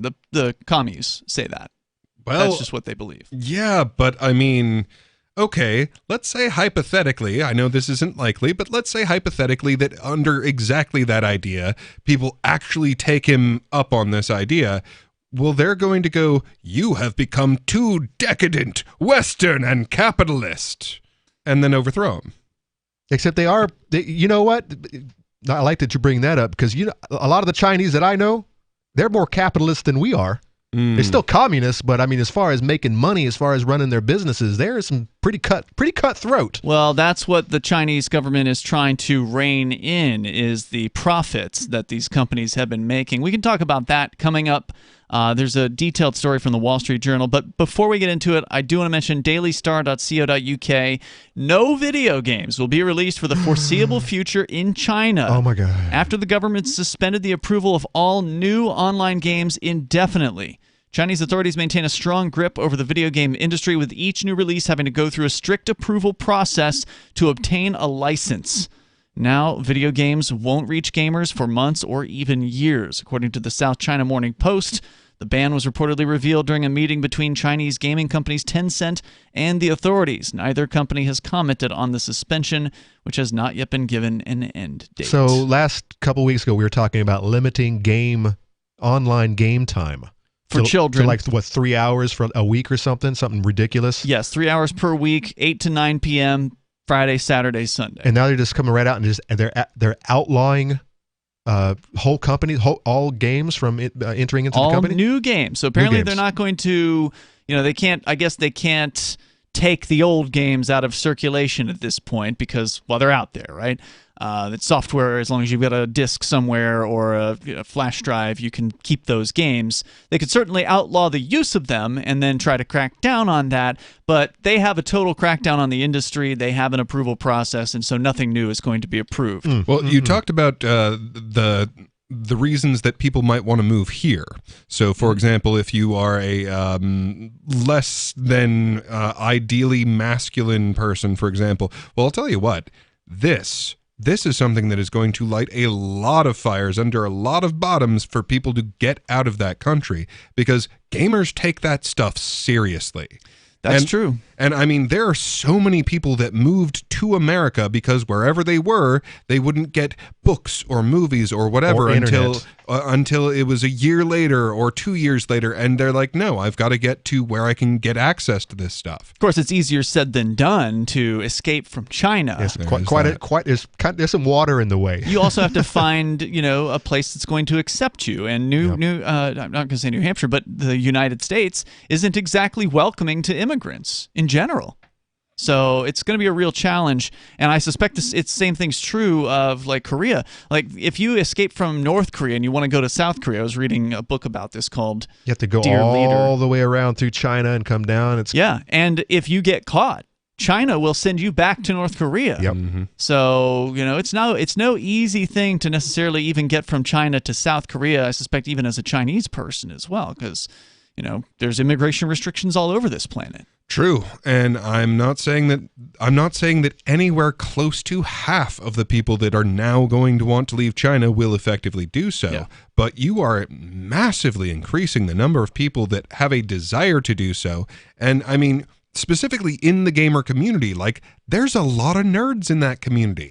There's a lot of smart people that are obsessed with their video games. Heck, there's a lot of people in China who literally make their living from playing video games. Yeah, gold farmers. There's also professional gamers as well, right? Yeah. What do they call them? Esports? Yeah. StarCraft. They're still playing the old StarCraft. Right. Video games, by the way, speaking of money, are a $1 billion industry in China with over 665 million players nationwide. I suspect it's more than 1 billion as far as the money is being made. It's probably billions, making it the world's biggest gaming marketplace. And they talk about some of the popular games that are very, very popular, like Honor of Kings and Clash of Clans. Some gamers spending upwards of 8 hours a day playing online. And now no new product will be able to hit the market. Now, that doesn't mean they're not going to be able to get it. They'll just have to go online and get through the Chinese firewall and, download it from Ware's sites or whatever. Yeah. And then they'll probably still have a way of playing, but you're going to become a criminal now. Yeah, if you play new video games. The worst part about this is this will probably be very good for some people. Some of these moves that China is making, I don't actually disagree with. I disagree with them forcing it on you. But going, spending a couple hours a week as opposed to 8 hours a day, playing video games, it's not good for you. No, it's definitely not. Moving out of your parents' home and going to get a job, that's probably a good thing. So some of these moves are, I can't really argue with. All right. Well, since you bring it up, I think that the most effective, 1-2 punch of short-circuiting the male brain is, on the one hand, video games, and on the other, pornography. Because we are basically wired instant satisfaction. Yeah, well, we are basically wired to go out and get the thing, i.e. complete the quest. And stick something in it. Yeah. That is what we are generally basically hardwired to do, and the 1-2 punch of pornography in video games allows you to completely short circuit what would be a motivating circuit in your brain. Mm-hmm. And the China One Child Act totally screwed this up. So now you have a country that's got many more men than women. See, so what are you going to do? So there's not enough women out there for you. So what do? Well, I guess I'll stay home and play video games. Or girly men. Yeah, I guess that's another option. But China's policy made this problem like government does in every country. It always makes the problem, and then it spends the next 10, 20 years trying to fix the same problem, saying, we will do it better this time. You can trust us. We'll do it right this time. As the Wall Street Journal reports, Xi Jinping, the Chinese president, isn't just trying to rein in a few big tech and other companies and show who's boss in China. He's trying to roll back their decades-long evolution toward Western-style capitalism and put the country on a different path entirely. A close examination of his writings and discussions with party officials and interviews with people in policymaking show for most of the 40 years after Deng Xiaoping first unleashed economic reforms in China, Communist Party leaders gave market forces wider room to flourish. That opening helped lift hundreds of millions of people out of poverty and created trillions of dollars in wealth, but they say also led to rampant corruption and eroded the ideological basis for continued communist rule. In Xi's opinion, private capital has now been allowed to run amok, menacing the party's legitimacy. People are getting rich. You gave the slaves too much freedom. You got to cut it back. What does corruption even look like in a communist country? Oh, well, you know there's tons of corruption because there's only one party. Well, right, but I mean, like, what would they even call corruption there? Like, is that any worse than your status quo in the first place? Well, from their perspective, you got to look at it from the Communist Party's perspective. Corruption would be making more money than you should be allowed to make and not giving it all to the Communist Party. Yep. Right. So more coming up here in moments. 603-283-6160. You can bring up what you want here. This is Free Talk Live. So the protection of life, liberty, and property is what the Free State Project is all about. But it's an effort to move 20,000 people who understand. It's about demonstrating to the entire country that, yeah, we can have a free market, a truly free market. Making it just a freer, great place to live. It's the world's largest voluntarist libertarian community, and it's only getting bigger. That's amazing, to be able to move to a place where other people like passionately believe in being free and independent. What the Free State Project is managing to do, though, is to put their money where their mouth is. Physically getting up across the country and saying, let's go someplace and let's demonstrate the power of these ideas. There's a lot of kind of philosophy that surrounds liberty. There's a lot of thinking about it and talking about it. But here in New Hampshire, people are doing it. 101 Reasons Liberty Lives in New Hampshire, a documentary by Free State Project Early Movers. Watch it free at 101reasonsfilm.com. 101reasonsfilm.com. Looking for a great real estate investment? Consider New Hampshire, which is ground zero for the Liberty Movement. Your first call should be to Mark Worden from Porcupine Real Estate. He's more than just a real estate agent. He's your New Hampshire concierge. Where are the best places to live? Do you want farm, city, the burbs, or forest? Do you want a duplex or multifamily building so that renters pay your mortgage? There are homes in all price ranges in New Hampshire, and Mark can help with financing too. Invest in liberty and property. Mark Worden can help. PorcupineRealEstate.com. Tired of cancel culture? Sick of mega tech corporations holding an axe over your head? Join the LRN.FM Matrix chat server. It's self-hosted, so no one else can tell us what to do or say. Don't like the existing channels? You can make your own. You can even connect into some of our channels from other Matrix servers. It's federated. For the full LRN.FM Matrix experience, though, you should join our server via the step-by-step instructions at chat.lrn.fm. Chat.lrn.fm. If you're looking for work, it's a process of elimination, and you're trying not to be eliminated. So here's a tip for making the cut, and this might seem subtle, but to the person interviewing you, it's not. There is a world of difference between applicants who convey, "I need a job," and those who simply ooze, "I want to work," especially in these lean times when many you're competing with will seem desperate in "I'll take anything" mode. If you convey specific interest in this job at this company, you will be conspicuous. Thus, the value of going to school on the company you're applying to before the interview.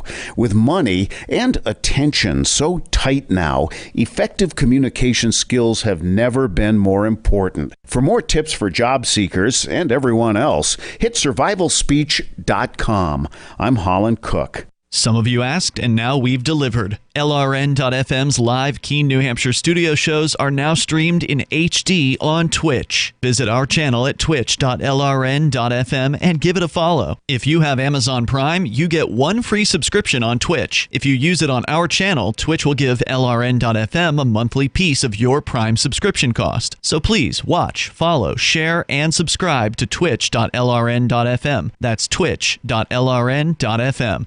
So you've signed the Shire Society Declaration and are planning your move to New Hampshire to be around more liberty-oriented people. Next, sign up for the Shire Society Forum at forum.shiresociety.com. There are a bunch of people there who are already in the Shire, and they want to meet you. If you're already in the Shire physically, you should also come by the forums. Remember, not everyone uses Facebook. New people are signing up for the Shire Society Forum every month, so drop in and say hello at forum.shiresociety.com.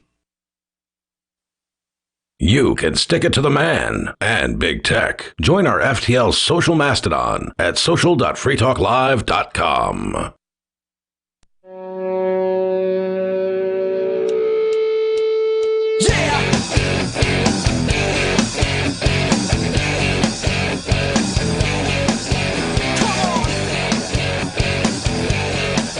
It's Free Talk Live. Moments remain here. Enough time for you if you want to join us.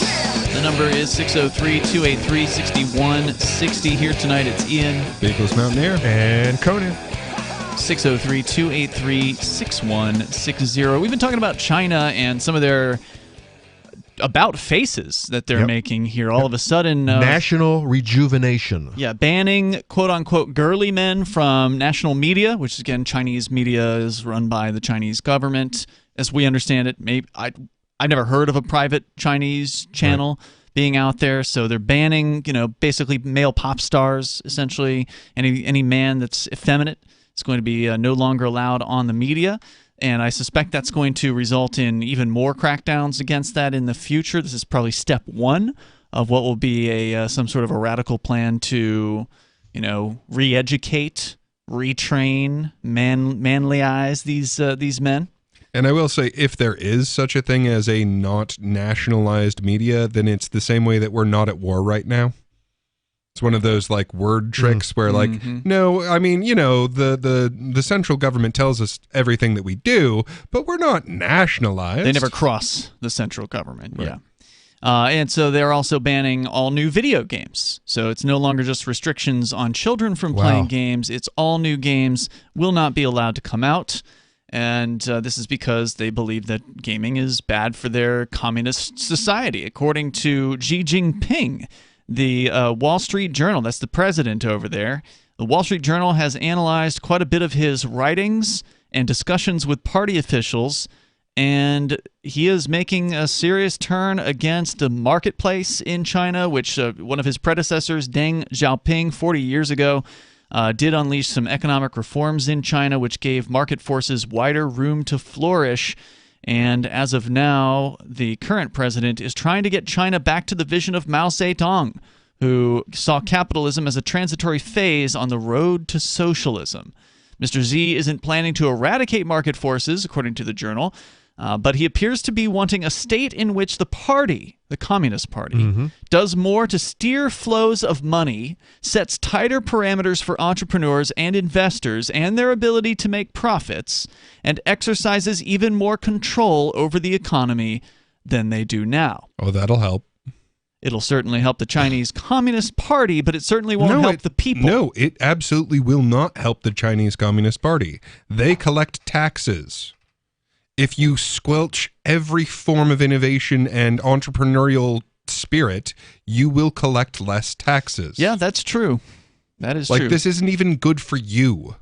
But they want the power. They want the control. So maybe they aren't so... Because they can always print out more money, right? Collecting taxes isn't the number one goal of governments. It's really about controlling people. Yeah, but if you don't have, actual production, then it doesn't matter how much control over nothing you have. In essence, this suggests he aims to rewrite the rules of business in what could someday be the world's biggest economy. Well, it certainly won't be if they go in the reverse direction. China will never be the world's biggest economy without more freedom to make choices in that economy. And I mean, ideologically, I can see what he's saying here, but he's wrong under his own ideology. So under the inevitable progress that was put forth by Marx, you move from feudalism to capitalism to socialism to communism. Now, what he's basically announcing at this point is, well, we are now completely capitalist. No, you're not.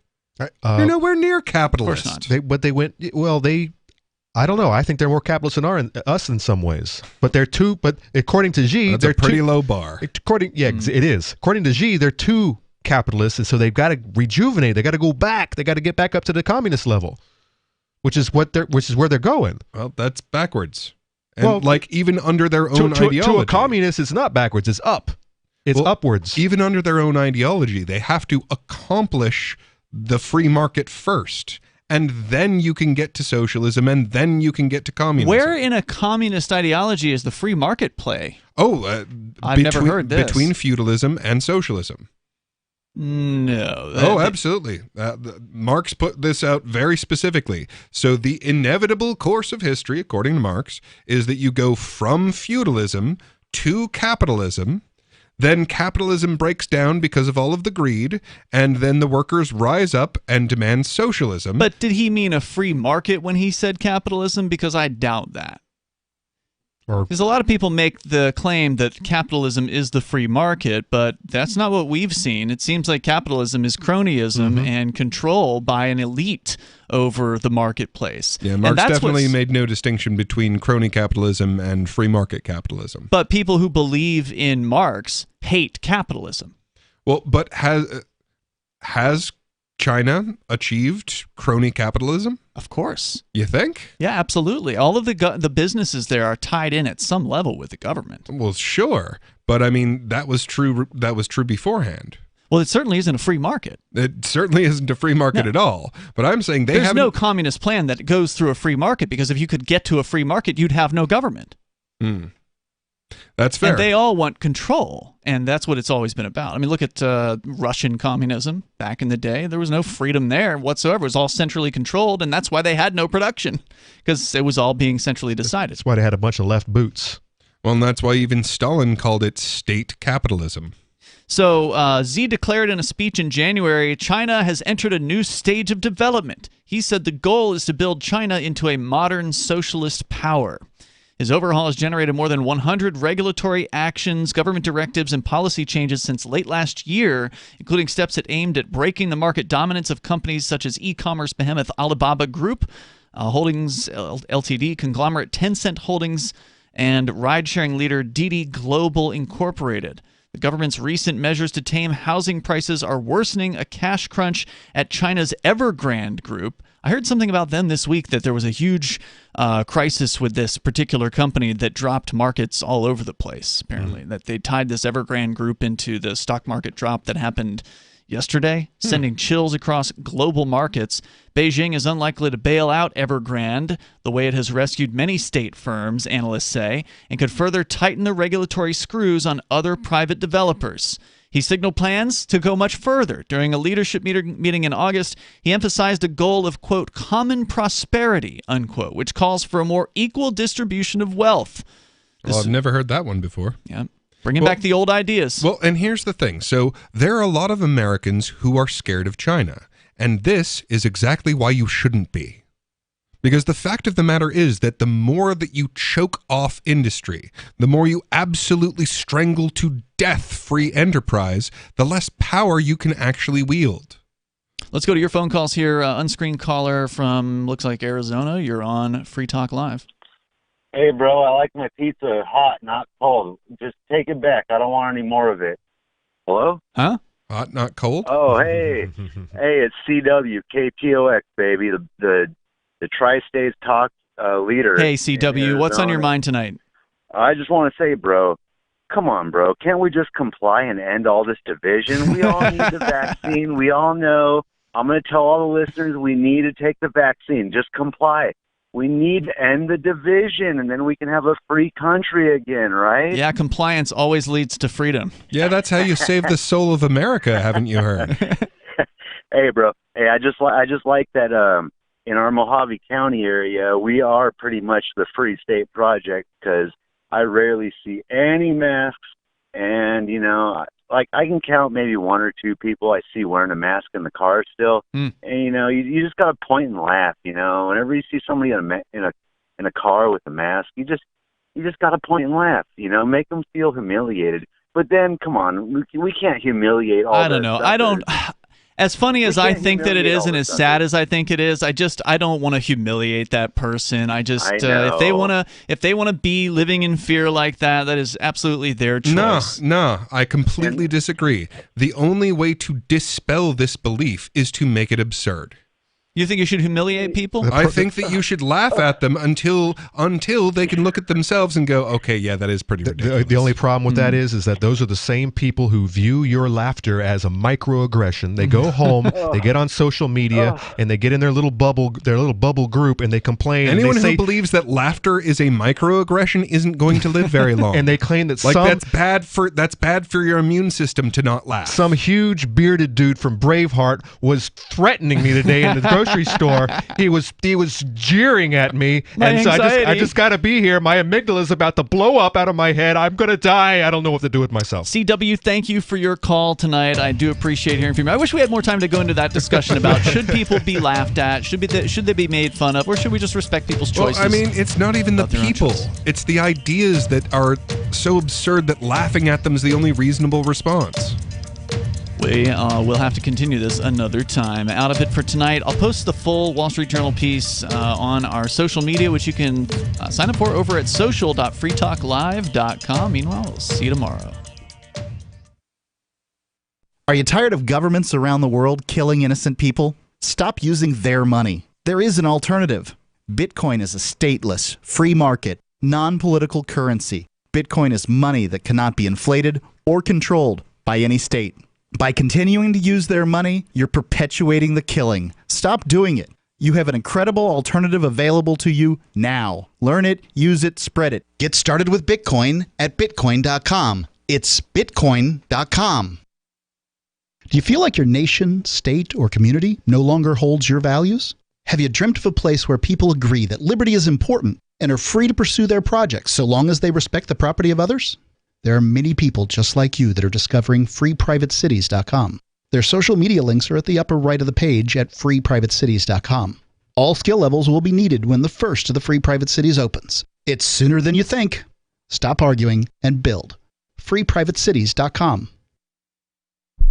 The new 4th edition of Healing Our World, The Compassion of Libertarianism, will take your understanding of liberty to a deeper level and has over 1,300 updated references, new cartoons, and a foreword by Dr. Ron Paul. With discounts for multiple book purchases, the 4th edition of Healing Our World is a great gift for the liberals, pragmatists, environmentalists, and Christians in your life who think libertarianism is cold-hearted. Get yours today at healing.freetalklive.com and use promo code FTL for a $5 discount. If you want to know the latest about Free Talk Live before we go on the air, all you need to decide is how you want it delivered. It's your choice. Visit news.freetalklive.com to receive our usually weekly news updates by email. Plus, we have a Twitter account at twitter.freetalklive.com, and you can follow us on the decentralized Mastodon platform at toot.freetalklive.com. So please follow us at toot.freetalklive.com and sign up for our emails at news.freetalklive.com. This is the Liberty Radio Network, broadcasting the latest liberty-oriented audio content 24 hours a day at LRN.FM. From Feature Story News in San Francisco, I'm Ira Spitzer. China's Xi Jinping says his country will end support for building new coal-fired power plants abroad. U.S. climate envoy John Kerry welcomed the move.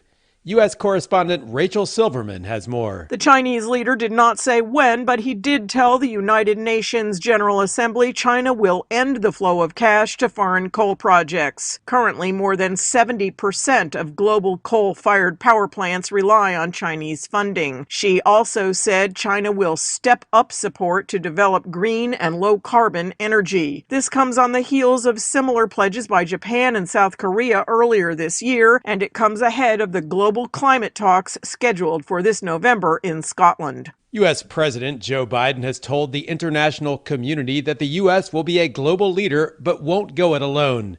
It comes as Biden made his inaugural address to the United Nations General Assembly. Over the last 8 months, I prioritized rebuilding our alliances, revitalizing our partnerships, and recognizing they're essential and central to America's enduring security and prosperity.